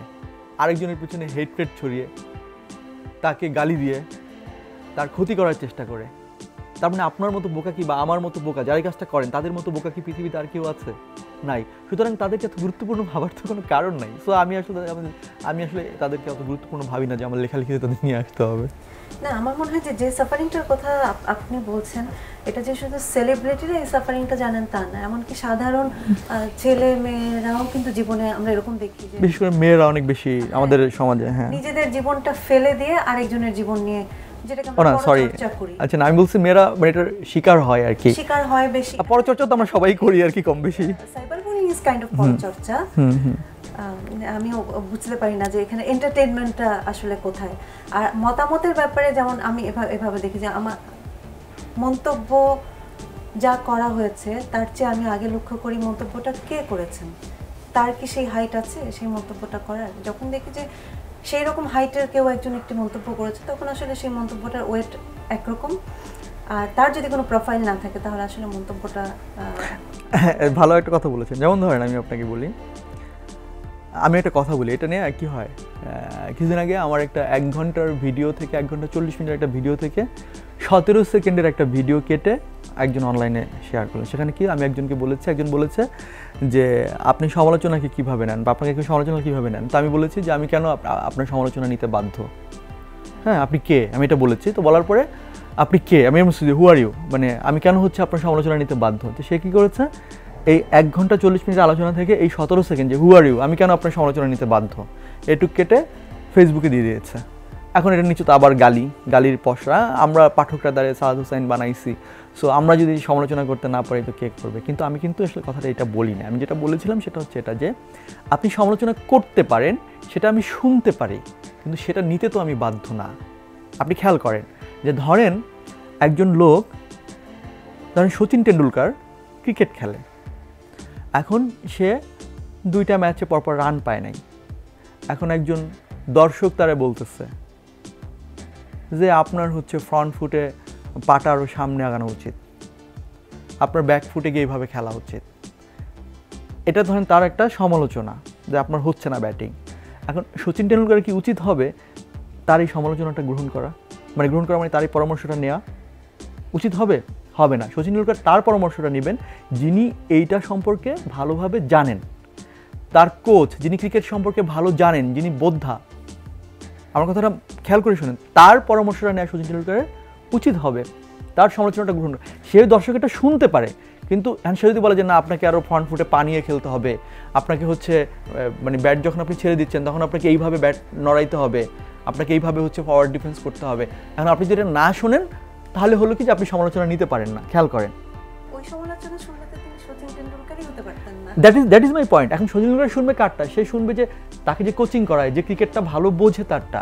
এখন আপনি যখন লেখালেখি করছেন নিশ্চয়ই আপনিও বুঝতে পারেন যে আপনার আসলে কার সমালোচনা গ্রহণ করা উচিত আর কারটা শোনা উচিত। এই শোনা এবং গ্রহণ করা, আপনি সমালোচনা গ্রহণ করতে পারেন, এই কথাটা আপনি বলতে পারেন না। আপনি বলতে পারেন যে আপনি সমালোচনা মানে শোনা উচিত। শোনা আর গ্রহণ করা বা সেটাকে নেয়া দুটো কিন্তু এক জিনিস না। তো আমি ওটা বলেছি যে আপনার সমালোচনা আমাকে নিতে হবে কেন, মানে আপনি কে, মানে আমি এটি মিন করেছি যে আপনি যদি আমাকে বলেন যে আপনার লেখা এখানে এভাবে হচ্ছে না, সেটাই আমি কেন গ্রহণ করতে বাধ্য? আমার নিজেরও তো বোঝাবুঝি আছে, তাই না? আমার নিজের বোঝাবুঝি আছে না? তো ওইটাই হচ্ছে ব্যাপার যে এখন সমালোচনা নিতে হবে। আপনি যেটা বলছেন যে সমালোচনা করছে তার সম্পর্কে আপনার ধারণাটা পরিষ্কার হওয়াটা জরুরি, যে কে সমালোচনাটা করছে, তাই না? তো এটা আসলে সবাই ভাবে যে সমালোচনা নিতে হবে, সমালোচনা টলারেট করতে হবে, কিন্তু আদৌ তো বিষয়টা তা না। বিষয়টা হচ্ছে এটা যে সমালোচনা আপনি তখন নেবেন যখন সেটা আপনার কাছে মনে হবে যেটা গ্রহণযোগ্য। হ্যাঁ, সমালোচনা যে কেউ করতে পারে, সেটা সমস্যা না, কিন্তু লেখক বা যিনি ওই কাজটি করছেন তিনি আসলে সেটাই গ্রহণ করবেন যেটি তার কাছে মনে হয় যে হ্যাঁ এটা হচ্ছে আমাকে ঋদ্ধ করবে, আমার সীমাবদ্ধতাটা কাটিয়ে উঠতে সাহায্য করবে। এখন ধরেন একটা লেখা লিখেছেন, সেই লেখা সম্পর্কে 100 জন 100 ধরনের মন্তব্য করেছেন, তো আপনি কারটা নেবেন? আপনি যদি একজনেরটা নেন, 99 জনেরটা বাদ দিয়ে দিতে হবে, তারপর 99 জন আপনাকে বলবে আপনি সমালোচনা নিতে পারেন না। আবার 100 জনেরটা নেওয়া তো আপনার পক্ষে সম্ভব না, কারণ তাহলে আর আপনি কি থাকলেন? তাহলে আপনার লেখার কোনো সময় থাকবে না, মানে সময় আপনিই থাকবেন না। মানে আজকে ধরেন আপনি কোনো একটা জায়গায় পৌঁছেছেন, মানে হচ্ছে আপনি পৌঁছেছেন মানে হচ্ছে আপনি আপনার মতো করে নিজেকে গ্রো আপ করেছেন।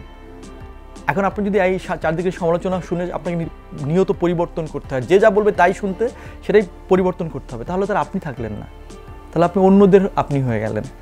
কিন্তু শেষ পর্যন্ত দিন শেষে আপনাকে আপনিই থাকতে হবে। Origin matters. এক্স্যাক্টলি। অন্য মানুষের ফ্লেভারগুলো অ্যাড হলো তো আমার অরিজিনটাই।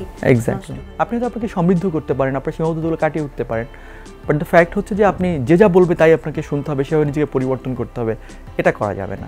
সো যারা সমালোচক আছেন তাদেরকে আমি বলবো, যারা বলেন প্রায় যে সমালোচনা নিতে পারে না, তাদেরকে আসলে সমালোচনা জিনিসটা সম্পর্কে আগে ধারণা করতে হবে।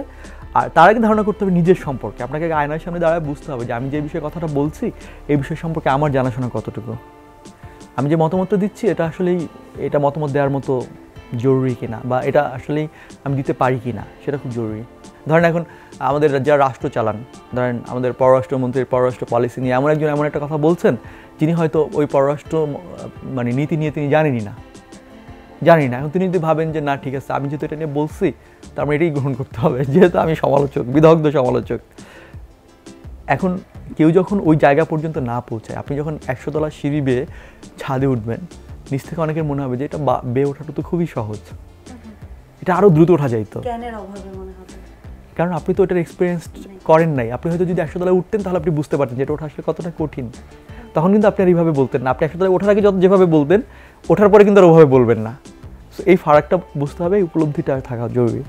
এই কারণেই বোধহয় আমাদের সবচেয়ে প্রাচীন জ্ঞান যেটা মানে সক্রেটিস যেটা বলেছেন, নো দ্যাট সেলফ, ওই জিনিসটা প্র্যাকটিস করলেও হয়তো এই বিষয়গুলো থেকে পরিত্রাণ পাওয়া যেত। এই যে এতক্ষণ আমরা আলাপ করলাম যে বিষয়গুলো নিয়ে, এতে কি কখনো অভিমান হয়? কারণ আমি আপনার একটা কবিতা শুনেছি, মানুষ বড় অভিমানী প্রাণী, which was very touchy and meaningful. কোন জাতীয় অনুভূতিগুলো থেকে এটা লিখলেন? এত চমৎকার একটা কবিতা কিভাবে লিখলেন? না আসলে এটা তো মানে অনেক সময় লেখাটা আসলে কোনো একটা নির্দিষ্ট সময় এবং অনুভূতির সাপেক্ষেই হয় আসলে, মানে সেটা যে সবসময় একই রকম হয় তা না। অভিমান তো মানুষের থাকে, আপনি যদি বললেন যে ঘৃণা মানুষের একটা অনুভূতি, অভিমানও মানুষের একটা অনুভূতি, এই সকল অনুভূতির সংমিশ্রণেই তো মানুষ, তাই না? সো অভিমান তো হয়, আর সংবেদনশীল মানুষ মাত্র একটু বেশি অভিমানী, হয়তো ওই জায়গা থেকে লেখা, এটা হতে পারে। সোশ্যাল মিডিয়াতেই দেখলাম আপনার আপেল গাছ, আপনার নিজের বাবা, আপনার বাবাকে নিয়ে কিছু বলুন। আমার বাবা যখন ছোট 7-8 বছর বয়স, তখন তার বাবা মারা যান, এবং দাদা, হ্যাঁ, এবং আমার বাবা চাচা ওনারা 6 ভাই ছিলেন, মানে আরও ছিলেন, মারা গেছেন আগে। তারপরে আমার ফুপু ছিলেন, উনিও মারা গেছেন। তো যেটা হয় না যে গৃহস্থ পরিবার গ্রামে যখন বাবা মারা যান, তখন আসলে তার জন্য খুবই ডিফিকাল্ট ছিল আমার বাবা চাচাদের জন্য আসলে বেড়ে ওঠা, এবং খুবই প্রত্যন্ত একটা গ্রামে, সেহেতু তারা পড়াশোনাও করতে পারেন নাই। নানি বাড়িতে একভাবে বড় হয়েছেন। ইটস এ ডিফিকাল্ট লাইফ, মানে it was truly a difficult life. And আমার বাবার যেটা হয়, আমার বাবাকে আমার কাছে মনে হয় যে he was a man full of dreams আর কি।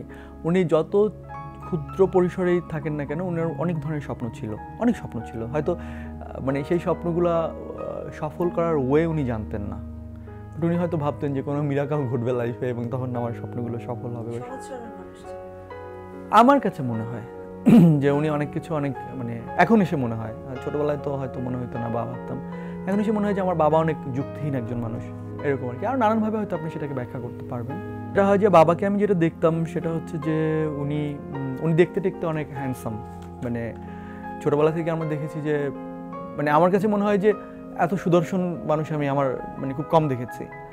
এবং যেটা হয় যে উনি যখন ওই যে আগে যেটা ছিল যে আর্মিতে লোক নিত না, আর্মিতে মানে সোলজার হিসাবে খুব একটা পড়াশোনাও করা লাগতো না। তো অনেক আগের ঘটনা, আব্বা যখন গিয়েছেন তখন হয়তো অনেক আগের ঘটনা। তো আব্বা যেহেতু দেখতে অনেক লম্বা চওড়া ছিলেন, ফিজিক্যালি ফিট ছিলেন, উনি আমাদের মাদারীপুর জেলায় ওই আর্মিতে লোক নেওয়ার জন্য লাইনে দাঁড়াইতে হতো। তো গিয়ে দাঁড়াইছেন এবং তখন ওনাকে সহজেই নিয়ে যাওয়া হলো এবং উনি সিলেক্টেড হয়ে গেলেন। দেন উনি আর্মিতে সোলজার হিসেবে চাকরি পেলেন, সাধারণ সৈনিক হিসেবে। এবং ওইখানে গিয়ে ওনাকে হয়তো কিছু পড়াশোনা করানো হলো, হ্যাঁ এরকম। তো এরপরে আমরা যেটা হচ্ছে আব্বা আর্মি জবটা ছেড়ে দিলেন মানে যেটা মিনিমাম একটা বছর করার পর সম্ভবত ইয়াতে যাওয়া যায়, রিটায়ারমেন্টে যাওয়া যায়। তো রিটায়ারমেন্টে আসার পর উনি প্রাইভেট জব করতেন। আমার আব্বা আসলে আর্মিতে যেটা হতো যে উনি গাড়ি চালাতেন, তো উনি পরে এসে এই কাজটাই করেন।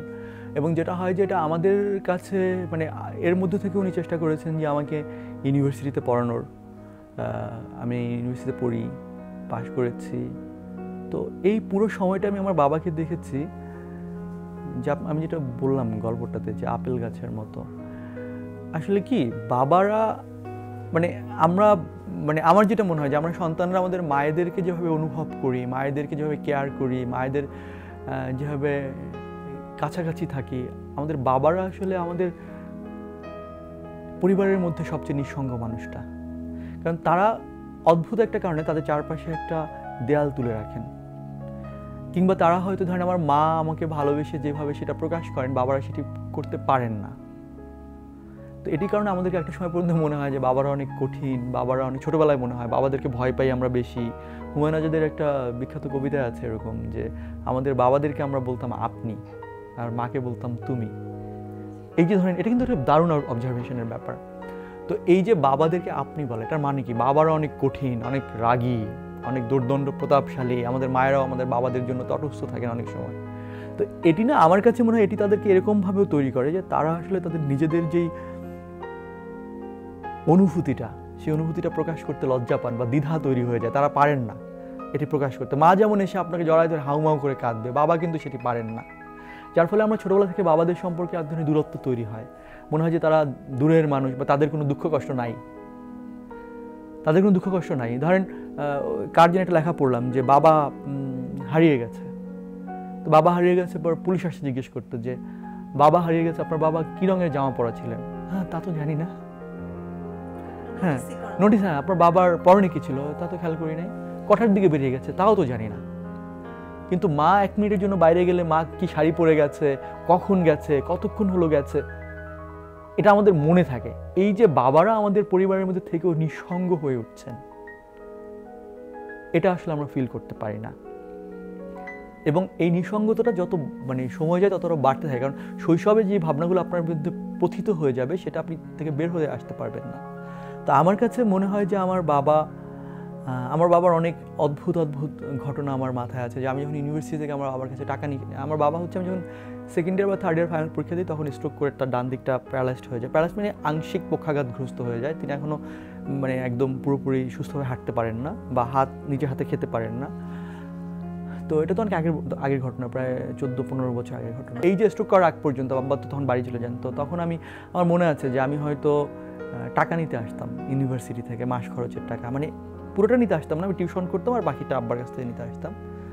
তো আসার পরে আব্বা যেহেতু যে ধরনের প্রাইভেট চাকরি করতেন, তখন আব্বা যখন মানে আর্মি চাকরি করতেন সেটা আমাদের মনে নাই, তখন হয়তো আমরা অনেক ছোটো ছিলাম। যখন আমি ইউনিভার্সিটিতে পড়ি তখন আব্বা একটা গার্মেন্টস বা কোনো একটা সাথে চাকরি করেন এরকম। তো তখন আমার মনে আছে আমি আব্বার কাছে এসে দাঁড়িয়ে থাকতাম এবং অপেক্ষা করতাম। আব্বার ধরেন এই ধরনের প্রাইভেট প্রতিষ্ঠানগুলোতে কী হয় যে ধরেন আপনার মাসের 20 তারিখ হয়ে গেছে তখনও বেতন দিচ্ছে না, এটা একটা রেগুলার সিনারিও। এখন আমার তো ইউনিভার্সিটিতে খরচ লাগবে মাসের প্রথম সপ্তাহে, তো আমি হয়তো আব্বার কাছে আসতাম। তো আমার মনে আছে আব্বা ছোট্ট একটা ঘর এটাতে ভাড়া থাকতেন, তো পাশেই আবার একটা ভালো মানে বাসা, ওইখানে হচ্ছে একটা ফ্যামিলি থাকতো। তো আব্বা আমাকে বলতেন না যে আমার কাছে টাকা নাই। আব্বা কী করতেন, গিয়া খুব কাছুমাছু হয়ে ওই বাড়িটার সামনে দাঁড়িয়ে থাকতেন।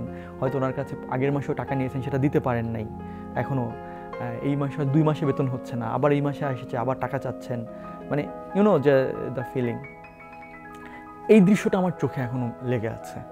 আমার কাছে মনে হয় যে মানে একজন মানুষের কাছে মানে ধার চাওয়া, আপনি জীবনে যদি কখনো কারোর কাছে ধার চেয়ে থাকেন এবং এমন মানুষের কাছে যে মানুষটা আপনার বন্ধু না, আপনার পরিচিত জন না, এবং তিনি আপনার কাছে আগেও টাকা পান এবং সেটি আপনি দিতে পারছেন না বলে তিনি হয়তো আপনাকে দুটো কটু কথা শুনিয়েছেন, ঠিক সেই মানুষটার কাছে আপনি আবার এই লাজ লজ্জা দ্বিধা সংকোচ কাটিয়ে আবার টাকা ধার দিতে চাইছেন, এটা আসলে পৃথিবীর কঠিনতম অনুভূতির মধ্যে একটা। এবং ওই দৃশ্যটা আমার মাথায় এখনো আছে যে আব্বা খুব কাচুমাচু করে, এবং আব্বা যখন কোনো একটা কিছু নিয়ে অনেক টেনশন করেন তখন তিনি এক হাত দিয়ে আর হাতের নখ এরকম করে ভাঙতে থাকেন, মানে করতে থাকেন। হ্যাঁ, তো এরকম করে থাকেন। তো আমার এখন মানে আমার এখন ওই দৃশ্যটা চোখে ভাসে যে আব্বা দাঁড়িয়ে আছেন, এরকম করছেন, উনি কি বলবেন না বলবেন, বা একবার দরজার কাছ থেকে ফিরে আসছেন, আমি দাঁড়িয়ে আছি। হ্যাঁ, মানে এই যে সন্তানের কাছে অসহায়ত্ব, এর চেয়ে পৃথিবীতে খারাপ ব্যাপার আসলে নাই। তো আমার বাবা কিন্তু কখনোই তার কোনো অনুভূতি আমাদেরকে প্রকাশ করেন নাই যে আমার কষ্ট হচ্ছে, আমার এটা নাই, বা আমার মন খারাপ হচ্ছে, কারণ আমার বাবা এগুলো করতে জানেন না। আমাদের বাবারা তাদের অনুভূতি প্রকাশ করতে জানেন না। হ্যাঁ, সত্যি কথা এটা। তারা নিজেদের ওই যে ধরেন আমি সব কিছু পারি, না পারলে বোধ হয় আমার পৌরসে আঘাত লাগছে। আমার কথাটা বুঝেছেন? বাবাদের কিন্তু এই বিষয়টা থাকে যে আমি সব কিছু পারি।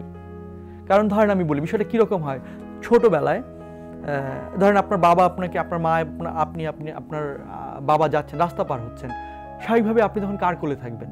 আপনার বাবার, কারণ আপনার বাবা হচ্ছে কি সেভিয়ার। সে আপনাকে এই যে গাড়ি চলে আসতে পারে, আপনি হাত থেকে পড়ে যেতে পারেন, এটা থেকে রক্ষা করার জন্য সে খুবই শক্ত একটা প্রতিরোধ। ঠিক আছে, এই আপনি ধরেন কোনো একটা বিপদে পড়েছেন, আপনার মা ফোন দিয়ে আপনাকে বলবে যে, আপনার বাবাকে বলবে যে এটা করেছে। সো আপনার বাবার মধ্যে কিন্তু এই জিনিসগুলো সাবকনশিয়াস মাইন্ডে ঢুকে যায় যে আমি হচ্ছে the strongest person, I am the protector, I am the severe. ঠিক আছে, তো এই অনুভূতিগুলো ওনাদেরকে আসলে কখনো সাবমিসিভ হতে দেয় না, ওনাদের জীবনের সবচেয়ে কঠিনতম সময় ওনাদেরকে ভেঙে পড়তে দেয় না, ওনাদের প্রচণ্ড মন খারাপে হচ্ছে বলতে দেয় না যে আমার মন খারাপ। ঠিক আছে, তো আমার কাছে মনে হয় পৃথিবীর প্রত্যেকটা বাবা আসলে এরকমই। আমার বাবাও আসলে এরকম, যাকে হয়তো আমরা ওইভাবে অনুভব করি না, এখনো হয়তো করি না, কিন্তু এই মানুষগুলো আসলে দে আর লাইক ইউনো। সো অনেক গল্প আমার বাবাকে নিয়ে, আমার অনেক গল্প।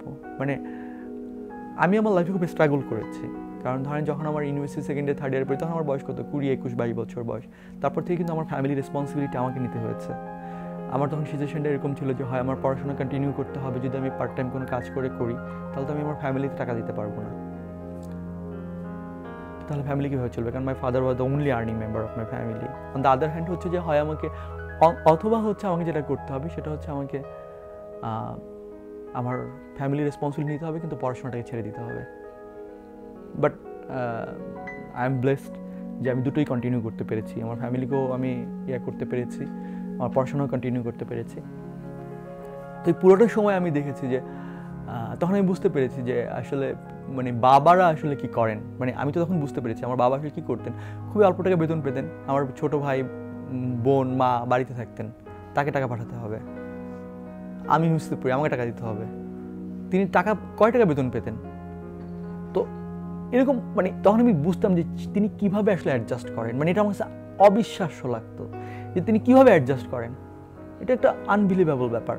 তবে এখানে আমার মায়ের একটা বড় ভূমিকা আছে, যে আমার কাছে মনে হয় যে আমার মা এবং আমার বাবা, আমার মা বিশেষ করে, যে আমার মা হচ্ছে বাবার এই ধরেন অসামর্থ্যতা বা তার যে অক্ষমতার জায়গাগুলো, এগুলোকে উনি খুব দারুণভাবে পূর্ণ করার চেষ্টা করতেন। তো আমি এখন দেখি যে আমার বাবা অনেক খামখেয়ালি করেন আমার মায়ের উপরে, প্রচুর। মানে আমার নিজেরও অনেক মাঝে মাঝে রাগ লাগে, কিন্তু আমি একটা জিনিস দেখি যে আমার মা হয়তো মানে যেটা হয় যে প্রতিটা পরিবারেই যে হয়তো মন খারাপ হয়, কান্নাকাটি হয়, কিন্তু দিন শেষে আমি দেখি যে তারা একজন আরেকজনকে ছাড়া থাকতে পারেন না। আমার মনে আছে যে আমার নানু তখন বেঁচে ছিলেন, আমার নানু বাড়ি হচ্ছে আমাদের বাড়ি থেকে 7-8 মাইল দূরে। তো আব্বার সাথে আম্মার হচ্ছে অনেক ঝগড়া হয়েছে, যেটা হয় আর কি। তো আম্মা চলে গেছে নানু বাড়িতে, যে থাকবে না আর কি, এরকম হয় না যে তখন কিন্তু এমনি আর কি চলে গেছে। এখন নানু বাড়িতে গেছে, নানু তো খুব খুশি, নানু বাড়িতে একা, সে অসুস্থ। আমার আম্মাকে দেখে বলতেছে তুই আইসিস, খুব ভালো হয়েছে, আমার খুবই মন টন মেজাজ খারাপ। আম্মা নাকি ঘরের মধ্যে এক পা দিয়েই বলতেছে মা আমি যাইতেছি, ঠিক আছে। নানু বলে তুই না এখন আসলি, চলে যাচ্ছিস কেন? বলছে না আমার ভালো লাগতেছে না, লোকটা দুপুরে কীভাবে খাবে, কীভাবে গোসল করবে একা একা, ঠিক আছে। তো এই যে ধরেন অনুভূতিটা, যে উনি রাগ করে চলে গেছে, গিয়ে উনি থাকতে পারতেছে না, উনি চলে আসতে হবে এখনই, কেন? কারণ হচ্ছে আব্বা কীভাবে থাকতেছেন, ঝগড়া করে গেছেন, কিন্তু এই যে অনুভূতিগুলো একটা মানুষের প্রতি আরেকটা মানুষের, এই অনুভূতিগুলো আসলে লালন করাটা খুব জরুরি। তো একটা মানে আমি সবসময় একটা জিনিস বলি যে আর্থিকভাবে আমাদের পরিবারগুলো দরিদ্র হতে পারে, আমাদের নানান ধরনের অপ্রাপ্তি থাকতে পারে, অভাব থাকতে পারে, কিন্তু পরিবারের মানুষগুলোর মধ্যে যদি অনুভূতির গভীরতাটা থাকে, অকৃত্রিমতাটা থাকে, পরস্পরের স্পর্শ করার ক্ষমতাটা থাকে, তাহলে আসলে সেই পরিবারের সন্তানগুলো না খুব দারুণ সংবেদনশীল ভাবনা নিয়ে বেড়ে ওঠে। তাদের ওই অভাব, অনটন, অপ্রাপ্তি, অক্ষমতা আসলে স্পর্শ করতে পারে না, বা সেগুলো তাদেরকে আসলে আরও অনেক বেশি ঋদ্ধ করে, জীবনটাকে অনেক বেশি কাছ থেকে দেখতে সহায়তা করে। তো দ্যাটস মাই ভিউ। আমার কাছে মনে হয় যে আমি যে লিখছি, আমি জীবনকে যেভাবে দেখেছি, এটা সবচেয়ে বড় কারণ হচ্ছে আমার বাবা এবং মা। আমার কাছে মনে হয় যে আমি ইউনিভার্সিটিতে পড়েছি, অনেক বড় বড় ফিলোসফারদের ফিলোসফি পড়েছি, থিওরিজদের থিওরি পড়েছি, but still they are the best philosopher of my life.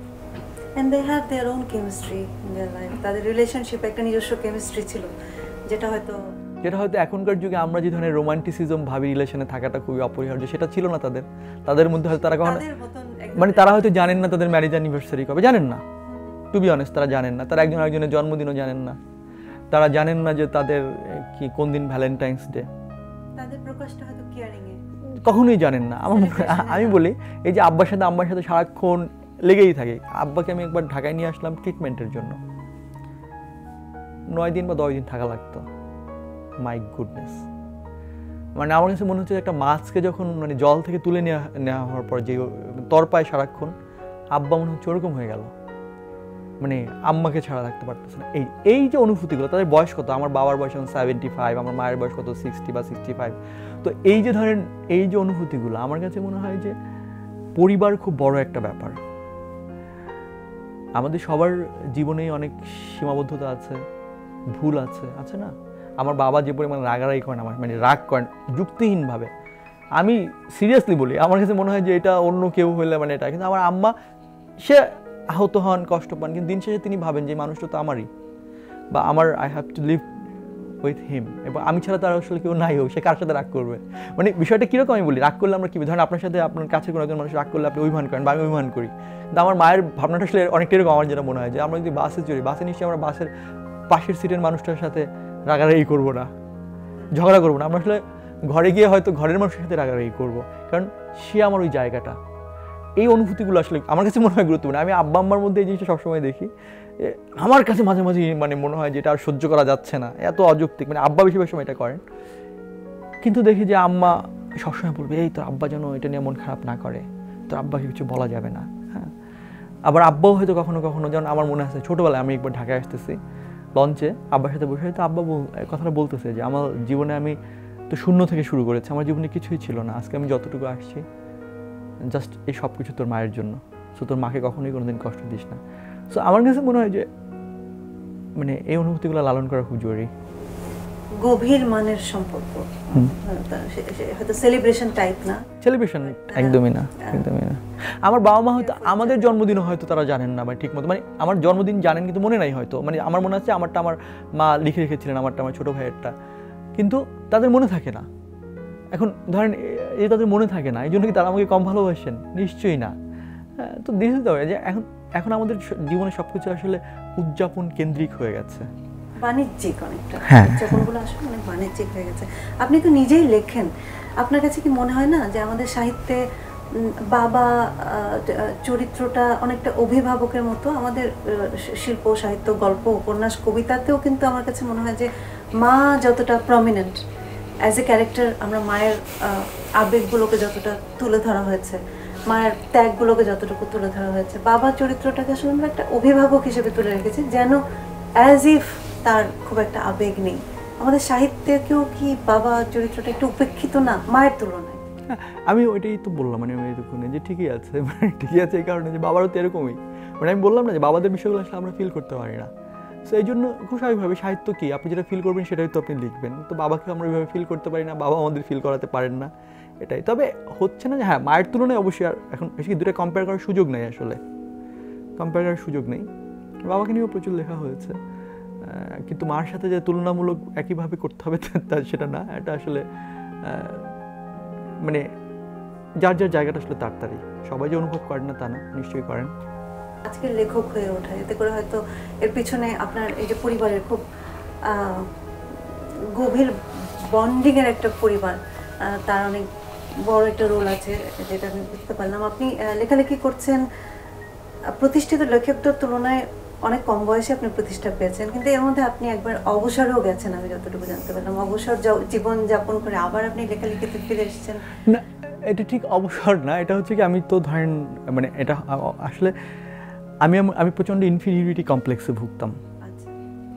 মানে যখন আমি ঢাকায় আসি মূলত, কারণ আমি গ্রামে বড় হয়েছি, আমার সারাউন্ডিংস ওই অর্থে ছিল না। তো আমি যখন এসেছি আমার মনে হতো যে আচ্ছা আমি এটা করছি, এটা ঠিক কিনা, এটা ভুল, এটা ঠিক। আমি অন্যদের মতামতটাকে অনেক বেশি গুরুত্ব দিতাম আর। তো যেটা হয় যে লেখালেখিটা তো ছোটোবেলায় করতাম, তো করতে গিয়ে সবসময় মনে হতো যে আচ্ছা আমি যে লেখালেখি করছি এটা কি কিছু হচ্ছে। আর আমাদের শিক্ষকরা আসলে পড়াশোনার বাইরে কিছু পছন্দ করতেন না। যেমন ক্রিকেট খেলতাম, বলতো তুই কি সচিন টেন্ডুলকার হইতে পারবে, না হইতে পারলে ক্রিকেট খেলা সময় নষ্ট করে লাভ বইয়ের পর। দেন আমি কবিতা লিখছি, তুই কি রবীন্দ্রনাথ ঠাকুর হইতে পারবে, নজরুল ইসলাম হইতে পারবে, যদি না হইতে পারিস তাহলে মানে লাভ কি। এটা আমার মাথায় কাজ করতো যে আমি লিখে লাভ কি, এত মানুষ লিখে, তাহলে লেখালেখি করে লাভ কি। আর আমি তো জানি না, আমার চারপাশে যারা ছিল গ্রামে তারা হয়তো বলে তুই খুব ভালো লিখিস, কিন্তু তাদের মূল্যায়ন আসলে কতটা গুরুত্বপূর্ণ, তারা আসলে ভালো মন্দ বলার যে বিষয়টা সেটা সম্পর্কে তারা আসলে কতটুকু জানেন, কোনটা আসলেই ভালো কোনটা আসলেই খারাপ। যার ফলে আমি বিষয়গুলো আসলে খুব একটা ইম্পর্টেন্ট দিতাম না। আমার মধ্যে একটা কনফিউশন সবসময় ছিল যে আমার লেখা আসলেই কতটুকু ভালো কতটুকু মন্দ এটা আমাকে জানতে হবে এমন কারো কাছ থেকে যে সত্যিকার অর্থে লেখালেখিটা বোঝে। তো বিশ্ববিদ্যালয়ে আসার পরে যেটা হয় যে আমার কিছু মানে থাকে না, বিশ্ববিদ্যালয়ে আপনার তো কিছু বন্ধু টন্ধু থাকবে যারা হচ্ছে তখন থেকে অনেক বেশি ইন্টেলেকচুয়াল, তারা ঢাকায় বড় হয়েছে, আমি গ্রামে বড় হয়েছে, তো ওদের ওই গ্রুমিংটা অনেক বেটার ছিল। তো ওদের কারণে যেটা হয় যে ওরা একটা মানে খুবই বাজে একটা অভিজ্ঞতা ছিল যে ওই ঘটনাটার পর আমার আসলে আমি লেখালেখির প্রতি আগ্রহ হারাই ফেলি, এবং আমার কাছে মনে হয় যে আমাকে দিয়ে লেখালেখি হবে না, so I have to quit and I left. এটা বিশ্ববিদ্যালয়ের ফার্স্ট ইয়ার, ইন্টারমিডিয়েট পাশ করার বিষয়, হ্যাঁ ছাত্র জীবনে। এবং আমি কিন্তু তারপর বিশ্ববিদ্যালয়ে পাশ করার পর 1-2 বছর পর্যন্ত আর একটা অক্ষরও লিখিনি, মানে 6-7-8 বছর। আমার কাছে মনে হয়েছিল যে আমি মানে বিষয়টা এরকম ছিল যে আমি ভুলে গেছিলাম যে আমার ভেতরে কোনো একটা লেখক সত্তা ছিল। আমি লিটারালি ভুলে গেছিলাম, মানে এটা বলছি বলে না, এটা আক্ষরিক অর্থে আমি ভুলে গেছিলাম যে চর্চাও করা হয় কিচ্ছু না, আমি ভুলে গেছি যে আমি কোনো এক সময় লিখতাম না। আমার কাছে মনে হচ্ছে যে লেখালেখি আমার জন্য না। আর তারপর যে আব্বা অসুস্থ হয়ে গেলেন, নানা কারণে আমার লাইফে অনেক স্ট্রাগল শুরু হলো, সো আমাকে চাকরি বাকরি করতে হবে, লেখালেখি করে তো বাংলাদেশে পেটে ভাত জোটে না, মানে এই ধরনের তো অনেক কেয়ার আছে। সো হ্যাঁ, না এটা প্রচলিত কথা, এটা বাস্তবতা, লেখালেখি করে বাংলাদেশে সার্ভাইভ করা আসলে সম্ভব না। যেটা হয় যে তখন আমি মানে লেখালেখি ছেড়ে দিলাম, ভুলেও গেছি যে আমি লেখালেখি করতাম। ওটা আসলে অবসর না, এটা বলা যায় যে মানে লেখালেখি ছেড়ে দেওয়া এবং তারপরে ঘটনাচক্রে আমি আবার লেখালেখিতে ফিরে আসি ফটোগ্রাফির সূত্রে। আমি ফটোগ্রাফি করতাম, এই ফটোগ্রাফি নিয়ে পত্রিকায় ফটোগ্রাফি ছাপা হতো, এবং তখন ওই ফটোগ্রাফির গল্প লিখতে গিয়ে আবার নতুন করে আমাকে একজন বলল যে আপনার ছবি তো অনেক সুন্দর। ইমরান নামে একজন আমার ছোটো ভাই আছে, ও খুব ভালো লেখে, ও এবং আজিজুর রহিম পিউ, উনি খুবই বিখ্যাত ফটোগ্রাফার ছিলেন, মারা গেছেন। তো ওরা বলতো যে আপনার গল্প তো খুবই ভালো, আপনি এই গল্পের পেছনের লেখাগুলো কেন লিখেন না। তো আমি আজিজুর রহিম পিউ ভাই আমাকে যখন বলে, আমি তখন বললাম যে ভাই আমি আসলে লিখতে পারি না। বললো তুমি লিখতে পারো, চেষ্টা করো। আমি বলছি আমি কখনো লিখি নাই, মানে আমি কিন্তু ভুলে গেছি যে আমি আসলে লিখতাম। তারপরে আমি ওই পত্রিকায় লেখা শুরু করলাম, এবং উনি লেখা দেখে খুবই মুগ্ধ হয়ে গেলেন, বললেন যে তুমি এত ভালো লিখো, তুমি কেন লিখো নাই। তো আমি যখন লিখি তখন যেটা হয় যে ঘটনাচক্রে আমার সেই ছবি এবং ছবির গল্পগুলো নিয়ে হচ্ছে গল্প ছবি নামে একটা বই প্রকাশিত হয় 2012 সালে, এবং সেটি আসলে আমার তখন প্ল্যান ছিল না যে আমি ভবিষ্যতে লেখালেখিটা কন্টিনিউ করবো, এরকম প্ল্যান কিন্তু আমার ছিল না। কিন্তু তারপর যেটা হয় যে আমি বলি, আমার কাছে মনে হয় যে এভরিথিং ইজ ডিফাইন্ড, মানে আমি আবার লেখালেখি করব এবং এত অল্প সময়ে ধরেন এত মানুষ আমার লেখা পড়বেন, আমার কিন্তু লেখালেখি নিয়ে কোনো প্রস্তুতিও নাই, সত্যি কথা বলি। এই জন্য কিন্তু ধরেন আমি বলি সমালোচনার যে জায়গাগুলো আছে, আমি কিন্তু প্রথমত এক জিনিসটা আপনাকে বুঝতে হবে, বা আমি বুঝি যে পৃথিবীর কোনো মানে আপনি বাংলা সাহিত্যের এমন কোনো লেখক দেখতে পাবেন না যে যাকে নিয়ে সমালোচনা নাই। ইনফ্যাক্ট রবীন্দ্রনাথকে নিয়েও আছে। কোনো সফল ব্যক্তিকে নিয়েই? হ্যাঁ, না আমি সাহিত্যের কথা বলছি, যেহেতু সাহিত্য নাই, তো আমি ওই জিনিসটা ভাবে দেখি যে হ্যাঁ আমার লেখা নিয়ে সমালোচনা হবেই বা হওয়াটা খুবই স্বাভাবিক। আচ্ছা, নাম্বার 1। নাম্বার 2 হচ্ছে যে প্রত্যেকটা মানুষেরই সীমাবদ্ধতা আছে, আমারও নিশ্চয়ই অনেক সীমাবদ্ধতা আছে, আমার লেখালেখির অনেক সীমাবদ্ধতা আছে। এখন যদি এটা নিয়ে আপনি ধরেন আমাকে, যে সত্যিকার অর্থে আপনি মনে করেন যে হ্যাঁ এই ছেলেটার লেখা যেহেতু অসংখ্য মানুষ পড়ে, নিশ্চয়ই তার কোনো না কোনো একটা শক্তি আছে, তার অনেক সীমাবদ্ধতার বাইরে তার একটা শক্তির জায়গাও নিশ্চয়ই আছে, নাহলে এত মানুষ নিশ্চয়ই পড়তো না। সুতরাং তার সেই সীমাবদ্ধতাগুলো আমি তাকে বুঝিয়ে দেওয়ার চেষ্টা করি, কাছে ডেকে সুন্দর করে। এটা হলে কি হবে? এটা হলে হয়তো আমার ওই শক্তির জায়গাটা আরও বেশি সমৃদ্ধ হবে, তাই না? তো আমরা তো সেটা করি না, আমরা যেটা করি আমরা শুধু আঘাত করি, কারণ আমরা চাই মানুষকে ভেঙে চুরে ছড়িয়ে ছিটিয়ে দিতে। তো ওইটাই হচ্ছে ব্যাপার, যে আমি ভাবি যে ঠিক আছে লিখছি, এখন আমার যেহেতু কোনো প্রস্তুতি ছিল না, আমি নিজেই নিজের সীমাবদ্ধতার জায়গাগুলো, আমার দুর্বলতার জায়গাগুলো কাটিয়ে ওঠার চেষ্টা করছি। আজকের এই সাদাত হোসাইন হয়ে ওঠার পেছনে টার্নিং পয়েন্টটা জানতে চাই। সেই টার্নিং পয়েন্টটা কি ছিল? সেটা কি সেই ছবি এবং গল্প, ওই বইটি, নাকি কারোর অনুপ্রেরণা? একটা না, কারণ কি এক একটা ঘটনা এক একটা ঘটনার, মানে আপনি যদি 1 নম্বর সিঁড়িতে পা না রাখতে পারেন, আপনি 10 নম্বর সিঁড়িতে পা রাখতে পারবেন না। তার মানে হ্যাঁ, তার মানে আপনার লাইফে আসলে প্রত্যেকটা স্টারই হচ্ছে ইম্পর্ট্যান্ট। তো আমি সবসময় বলি যে আমার লাইফে সবচেয়ে বড় অনুপ্রেরণা, ধরেন আমি না হয় ছবির বই করলাম বা ছবি তুললাম বা লিখলাম, কিন্তু আমার মধ্যে যদি লেখার ক্ষমতাটা না থাকতো তাহলে আমি কি লিখতে পারতাম না। আর লেখার ক্ষমতাটা আসার পেছনে কারণটা কি ছিল? আমার শৈশবে আমার যে বোঝাবুঝি, আমার যে উপলব্ধি, সেগুলা। সুতরাং কোনোটা কি আসলে আপনি ফেলে দিতে পারেন না। তারপর আমি সবসময় বলি যে আমার শৈশবটা আমার সবচেয়ে বড় অনুপ্রেরণা ছিল, কারণ শৈশব আমাকে শিখিয়েছে। আমার বাবা মা কখনো চাইতেন না আমি লেখালেখি করি, তারা আমাকে কখনো ইন্সপায়ার করেননি, আমার বন্ধুরাও করেন নাই।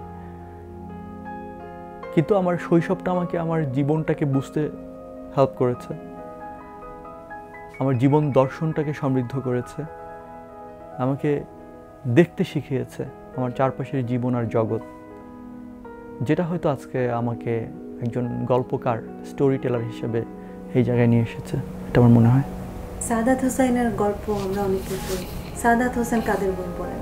বা এই মুহূর্তে নিশ্চয়ই আপনার পড়ার টেবিলে বা বিছানার পাশে কোনো না কোনো বই তো নিশ্চয়ই আছে। কার বই পড়েন বা পছন্দ করেন? আমি আসলে অনেকের লেখা পড়ি। মানে একটা জিনিস হয়েছে, একটা সময় যেমন আমার সবচেয়ে প্রিয় লেখক হচ্ছে শীর্ষেন্দু মুখোপাধ্যায়, মানিক বন্দ্যোপাধ্যায় অনেক প্রিয়। তো দেশের বাইরে হারুকি মুরাকামি আমার অসম্ভব প্রিয়। তো যেটা হয় যে আগে মানে যখন বয়স কম ছিল তখন পার্টিকুলার কোনো এক লেখকের বই পড়তে হবে, মানে এরকম একটা ব্যাপার ছিল, অন্য কারোটা পড়ার চেয়ে এটা মনে হতো যে এরকম। কিন্তু এখন অনেক বৈচিত্র্য এসেছে পড়াশোনায়। মুরাকামির কথা বললাম, মানে আমি ইদানিং মানে লাইক অ্যাডিক্টেড হয়ে যাচ্ছি, মানে এরকম। হ্যাঁ, ওরা ভালো ভালো অনুবাদ করছেন। আলবি আহমেদ নামে একজন অনুবাদক আছেন, দুর্দান্ত অনুবাদ করেন, ওনার লেখা খুবই ভালো। মানে ওনার অনুবাদ পড়ে মনে হয় যে ওনার কিছু গল্প আমি পড়েছি প্রথম, মানে এই আগ্রহটা তৈরি হচ্ছে প্রথম আলোতে হারুকি মুরাকামির কয়েকটা গল্পের অনুবাদ আমি পড়ে আমার এত ভালো লেগেছে, আমি পরে ওনাকে একটা SMS করি যে আপনার অনুবাদ পড়ে আমার এত ভালো লেগেছে, দুর্দান্ত। আচ্ছা, তো এটা এই মুহূর্তে আমার মানে সবচেয়ে কাছের বই। এর মধ্যে আমি পড়লাম কিছু তামিল ছোট গল্প। হ্যাঁ, মানে এটা হয়েছে কি, আমি এই করোনার মধ্যে যেটা হয়েছে যে আমি দেখছিলাম যে বাসায় কি বই পড়া হয় না, মানে প্রচুর বই তো পাই, বিভিন্ন জায়গা থেকে কেনা হয়। তো হঠাৎ করে দেখলাম যে 2016-তে আমি কলকাতা গিয়েছিলাম, তো তখন আমাকে অনেক গিফট দিয়েছে আমার পাঠকরা। তো এরকম অনেক গিফট দিয়েছে, হয়তো কোনো মানে অজান্তেই সেটা খোলা হয় নাই, এরকম হয় অনেক সময়। তো আমি ওটার মধ্যে দেখলাম যে অনেকগুলো তামিল ছোট গল্পের একটা বই আর হচ্ছে উর্দু ছোট গল্প। হ্যাঁ, তো আমি এই বই দুটো রিসেন্টলি পড়া শুরু করেছি, এবং পড়তে গিয়ে যেটা হয় কি, মানে আমি বলি আমাদের একটা ভাবনার প্যাটার্ন থাকে। আপনি যতই মানে অনেক বৈচিত্র্যময় ভাবার চিন্তা করেন, কিন্তু প্যাটার্নটা আসলে আপনাকে বের হতে দেয় না টু সাম এক্সটেন্ট। বাট এই গল্পগুলো পড়তে গিয়ে মানে আমার কাছে মনে হয়েছে যে ওকে, মানে আই এম গেটিং সাম মানে এক্সট্রিমলি ডিফারেন্ট ভাইব। হ্যাঁ, সো এই তো। আপনি নিজেও তো করোনা আক্রান্ত হয়েছিলেন। এই রোগটা অন্যান্য রোগের থেকে একটা দিক থেকে আলাদা, যে এই অসুখটা হলে একটু আলাদা হয়ে যেতে হয়, একাকী থাকতে হয়, এবং তখন আসলে চিন্তা ভাবনা করার অনেক সময় পাওয়া যায়। তো যেহেতু আপনি লেখক মানুষ, আপনি কি নতুন কোনো রিয়েলাইজেশনকে এসেছে? করোনাই আমাকে অনেক রিয়েলাইজেশন দিয়েছে। প্রথম থেকে যখন বাসাতে বেরোতাম না, তখন আমার মনে হতো যে আমরা এই যে এত ঘৃণা করি মানুষকে, মানে এটা আমার প্রথমেই হয়েছে এটা, হ্যাঁ, যে আমরা এত ঘৃণা করি, এত মানে কি বলে এটাকে, ওই যে পরচর্চার কথা বললেন, পরশ্রী কাতরতা, এত হিংসা বিদ্বেষ, অথচ আমরা কত অসহায়, মানে এটা মনে হয়েছে। মানে এটা কেন মনে হয়েছে, ধরেন আমাদের কি হয়, ঢাকা শহরে আছি, মনে হয় যে গ্রামে থাকাই ভালো ছিল, কারণ গ্রামে ভূমিকম্প হয় না। ঢাকা শহরে ভূমিকম্প হলে তো নিশ্চয়ই এটা লাইক যে একটা ডিজাস্টার হয়ে যাবে, মানে এটা মনে হয় পৃথিবীর সবচেয়ে বড় ডিজাস্টার হয়ে যাবে আমাদের যে মানে ঘনবসতি আর কি। বাধার মনে হয়েছে যে ওকে বেটার লাইফ, অনেক সময় না এত ট্রাফিক, এত ধোঁয়া, এত মানে হর্ন নয়েজ, তখন মনে হয় না যে যদি মানে কোনো একটা উন্নত দেশে গিয়ে লাইফ অনেক বেশি সেফ, আর এটা তো মনে হয় আমাদের। করোনা হওয়ার পর হঠাৎ করে আমার একটা দম বন্ধ হওয়া অনুভূতি হলো। কেন হলো? আমার মনে হলো যে দ্য ওয়ার্ল্ড ইজ আনসেফ, মানে এমন কোনো জায়গা নেই যে জায়গাটা হচ্ছে এক্স্যাক্টলি।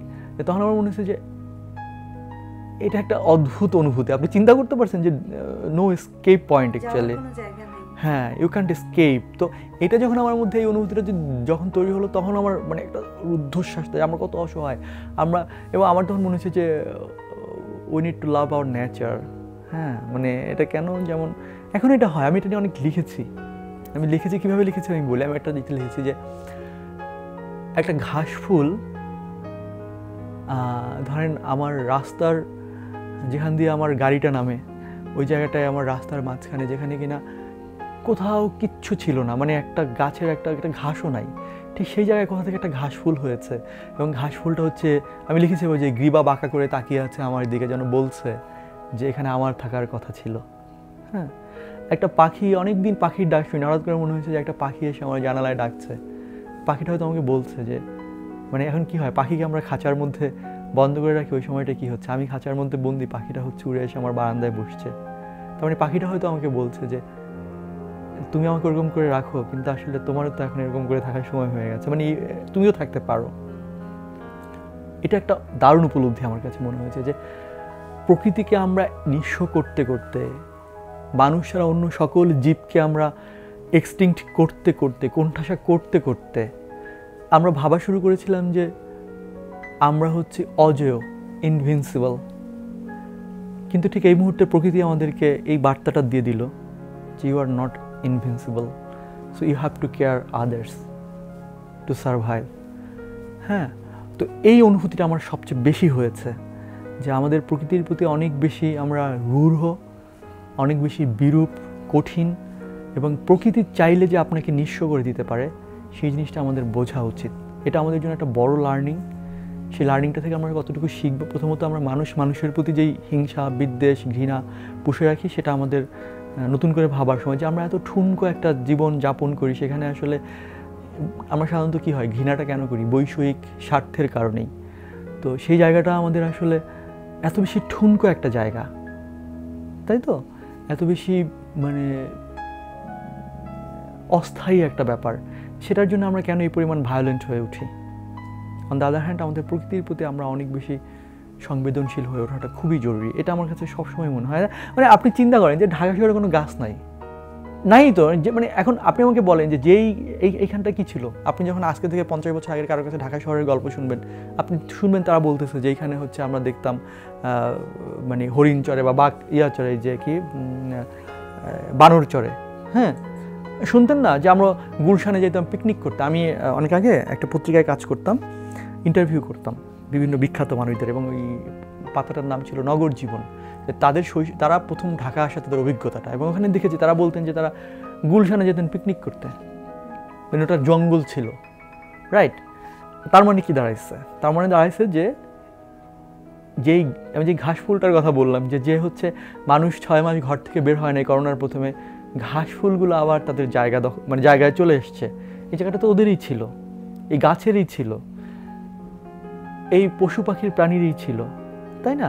কিন্তু আমরা তাদেরকে তাড়িয়ে দিয়েছি। এখন মানে ধরেন, শুনতে অনেক কল্পকাহিনীর কথা মনে হবে, এখন এই সবাই যদি মানুষের বিরুদ্ধে জোটবদ্ধ হয়, যে ওকে আমাদের এখন হচ্ছে আমাদের জায়গা ফিরে পাওয়ার, আমাদের মানে দেয়ালে পিঠ থেকে গেছে। আমি প্রকৃতির কথা বলছি। প্রকৃতি কিন্তু, এটা আপনি জানেন যে প্রকৃতি কিন্তু তার ভারসাম্য রক্ষার জন্য কখনো না কখনো হচ্ছে সে মানে এমন কিছু করে, যেটা যেমন ভূমিকম্প হয় যখন মাটি আর নিতে পারছে না, মানে পেছনের এমন বেশি প্রেশারটা তৈরি হচ্ছে, সে নিতে পারছে না, তখন সে কী করে? ব্লাস্ট করে।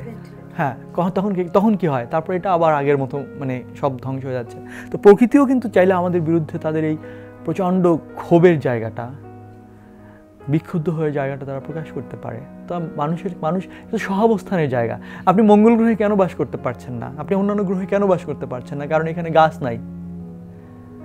আপনার এখানে ধরেন আমাদের কি হয়, ধরেন আমরা তো ছোটবেলাগুলো বিজ্ঞান বইতে পড়েছি না, বাস্তু সংস্থান পড়েছি, তাই না, নানান কিছু পড়েছি। হ্যাঁ, তো এগুলোর কারণেই কিন্তু মানুষ বসবাস করতে পারতেছে এখানে।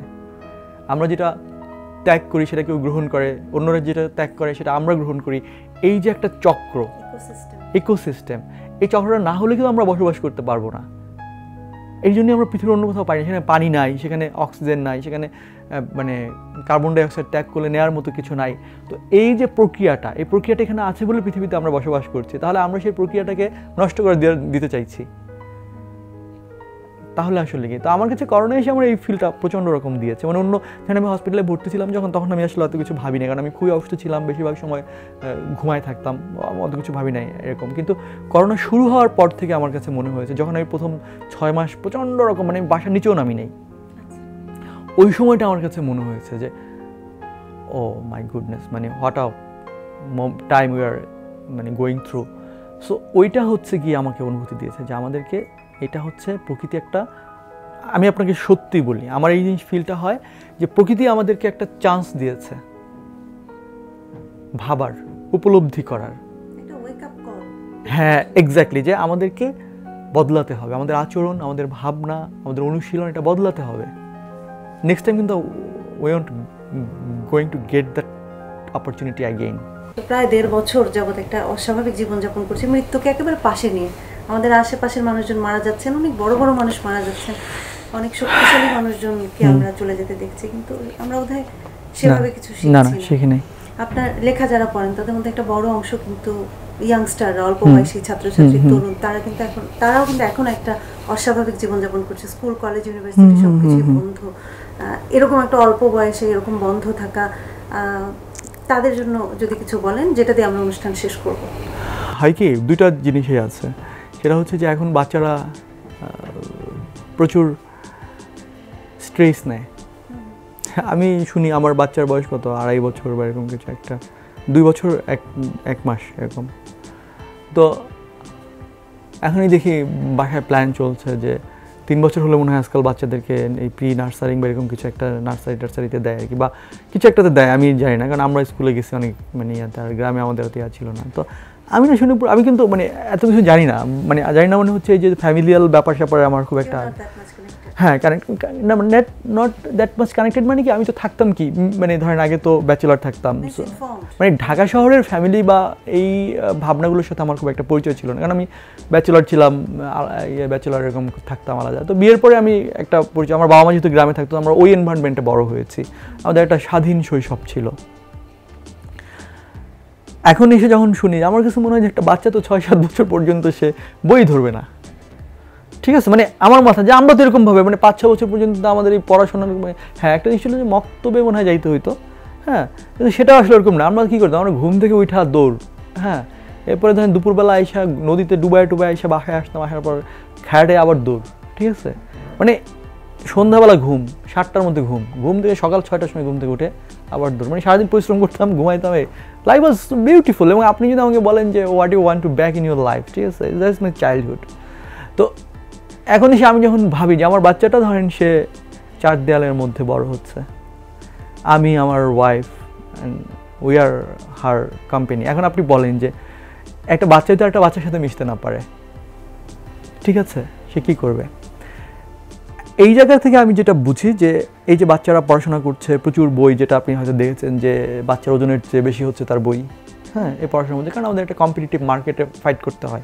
এটাকেও যে আমি অস্বীকার করছি তা না, আমি যে অস্বীকার করছি তা না, নিশ্চয়ই পৃথিবী এরকম বদলে গেছে। So you have to adapt or survive. But আমার যে জায়গাটা হয়েছে যে এইটা করতে গিয়ে যেটা হয় যে ওই যে সংবেদনশীলতাগুলো, অনুভূতিগুলো, পরিবারের প্রতি ভালোবাসাগুলো, এই জায়গাগুলো আসলে বিচ্ছিন্নতা তৈরি হয়। ভাই বোনের মধ্যে সম্পর্ক আপনি দেখবেন যে স্ট্রেঞ্জারের মতো। হ্যাঁ, এটা কিন্তু আগে ছিল না, একদমই ছিল না। মানে কি অসাধারণ সম্পর্ক ভাই বোনের। মানে আমার মা খালাদেরকে আমরা দেখি, ইনফ্যাক্ট আমি আমার কথাও বলতে পারি, আমার ভাই বোনের মধ্যে সম্পর্ক খুবই মানে অ্যাটাচড। কিন্তু এখন এসে ধরেন মানে কেমন না, তো এটা দেখে আমার কাছে যেটা মনে হয়, এটা একটা দীর্ঘ সময় বাচ্চারা বাসায় বসে থাকছে, তবে এই সময়টা বাবা মায়ের একটা বড় সুযোগ আছে বাচ্চাদেরকে তাদের মধ্যে ওই অনুভূতিগুলা ট্রান্সমিট করার, বাচ্চাদেরও হচ্ছে ফ্যামিলি বিষয়টাকে ফিল করার। ফ্যামিলি ইজ দ্য থিং যেটা আপনাকে ফিল করতেই হবে। পৃথিবীতে পরিবারের মতো মূল্যবান কিছু আসলে নাই, এটা আমি বিশ্বাস করি। সেটা মানে এটার চেয়ে আসলে গুরুত্বপূর্ণ কিছু নাই। ফ্যামিলি খুব ইম্পর্ট্যান্ট। সো যেহেতু ধরেন আমার কাছে মনে হয় যে আমি যে পরিমাণ ব্যস্ত, আপনি যে পরিমাণ ব্যস্ত, আরেকজন যে পরিমাণ ব্যস্ত, তার জন্য আসলে ফ্যামিলিটাকে আমরা এখন টাইম দিতে পারি না। আমার মা ধরেন আমাকে 5 বার ফোন দিল, বা আপনাকে ফোন দিল, বা আরেকজনকে ফোন দিল, আচ্ছা মার ফোনটা কিন্তু আমরা পরে ধরলেই পারি, হ্যাঁ কেটে দিলাম। 10 বার ফোন দিচ্ছে কেটে দিলাম, কারণ মা রাগ করে না। বন্ধু ফোন দিলে না ধরলে সে রাগ করবে, পরের বার তারে ফোন না দিলে সে বলবে যে ও তুমি এখন বড় হয়ে গেছো। অফিস কলিগ ফোন দিলে ও তোমার ইগো বেড়ে গেছে। প্রফেশনাল ফোন তো ধরতেই হবে, বস ফোন দিছে এটা তো কোনো ওয়ে নাই, এটা যে কোনো জায়গায় ধরতে হবে। মা ফোন দিছে ওকে কেট করে কেটে দিচ্ছি 3-4 বার ফোন দিছে কেটে দিচ্ছি, রাতে ভুলে গেছি ফোন ব্যাক করতে। মা কিন্তু রাগ করে না, মা কিন্তু টেনশনে থাকতেছে, আচ্ছা 3 বার ফোন দিল, সে কিন্তু পরদিন আবার ফোন দিচ্ছে, মা ফোন পরে দিচ্ছে আমি একটু ব্যস্ত আছি, তাই কিন্তু শোনারও সময় পাচ্ছি না যে আমি গতকালকে কেন 3 বার ফোন দিয়েছো। তো এইটা ফিলটা আমার মধ্যে হয়েছে যে আমার কাছে মনে হচ্ছে এই সময়টা আমি প্রচুর আমার ফ্যামিলির সাথে সময় দেওয়ার চেষ্টা করেছি, আম্মার সাথে কথা বলার চেষ্টা করেছি। যে আমার অসুস্থতার পরে আমি 25 দিন বাড়িতে চলে গেলাম আম্মার সাথে থাকার জন্য। কারণ আমার কাছে মনে হয়েছে আমি যে মানসিক অস্থিরতাটা কাটাচ্ছি, আমি যে শারীরিক অসুস্থতাটা কাটিয়েছি, আমি একটা মাত্র কারণে আমি হিল হইতে পারি প্রপারলি, সেটা হচ্ছে আমি আমার মায়ের কাছে গেলে।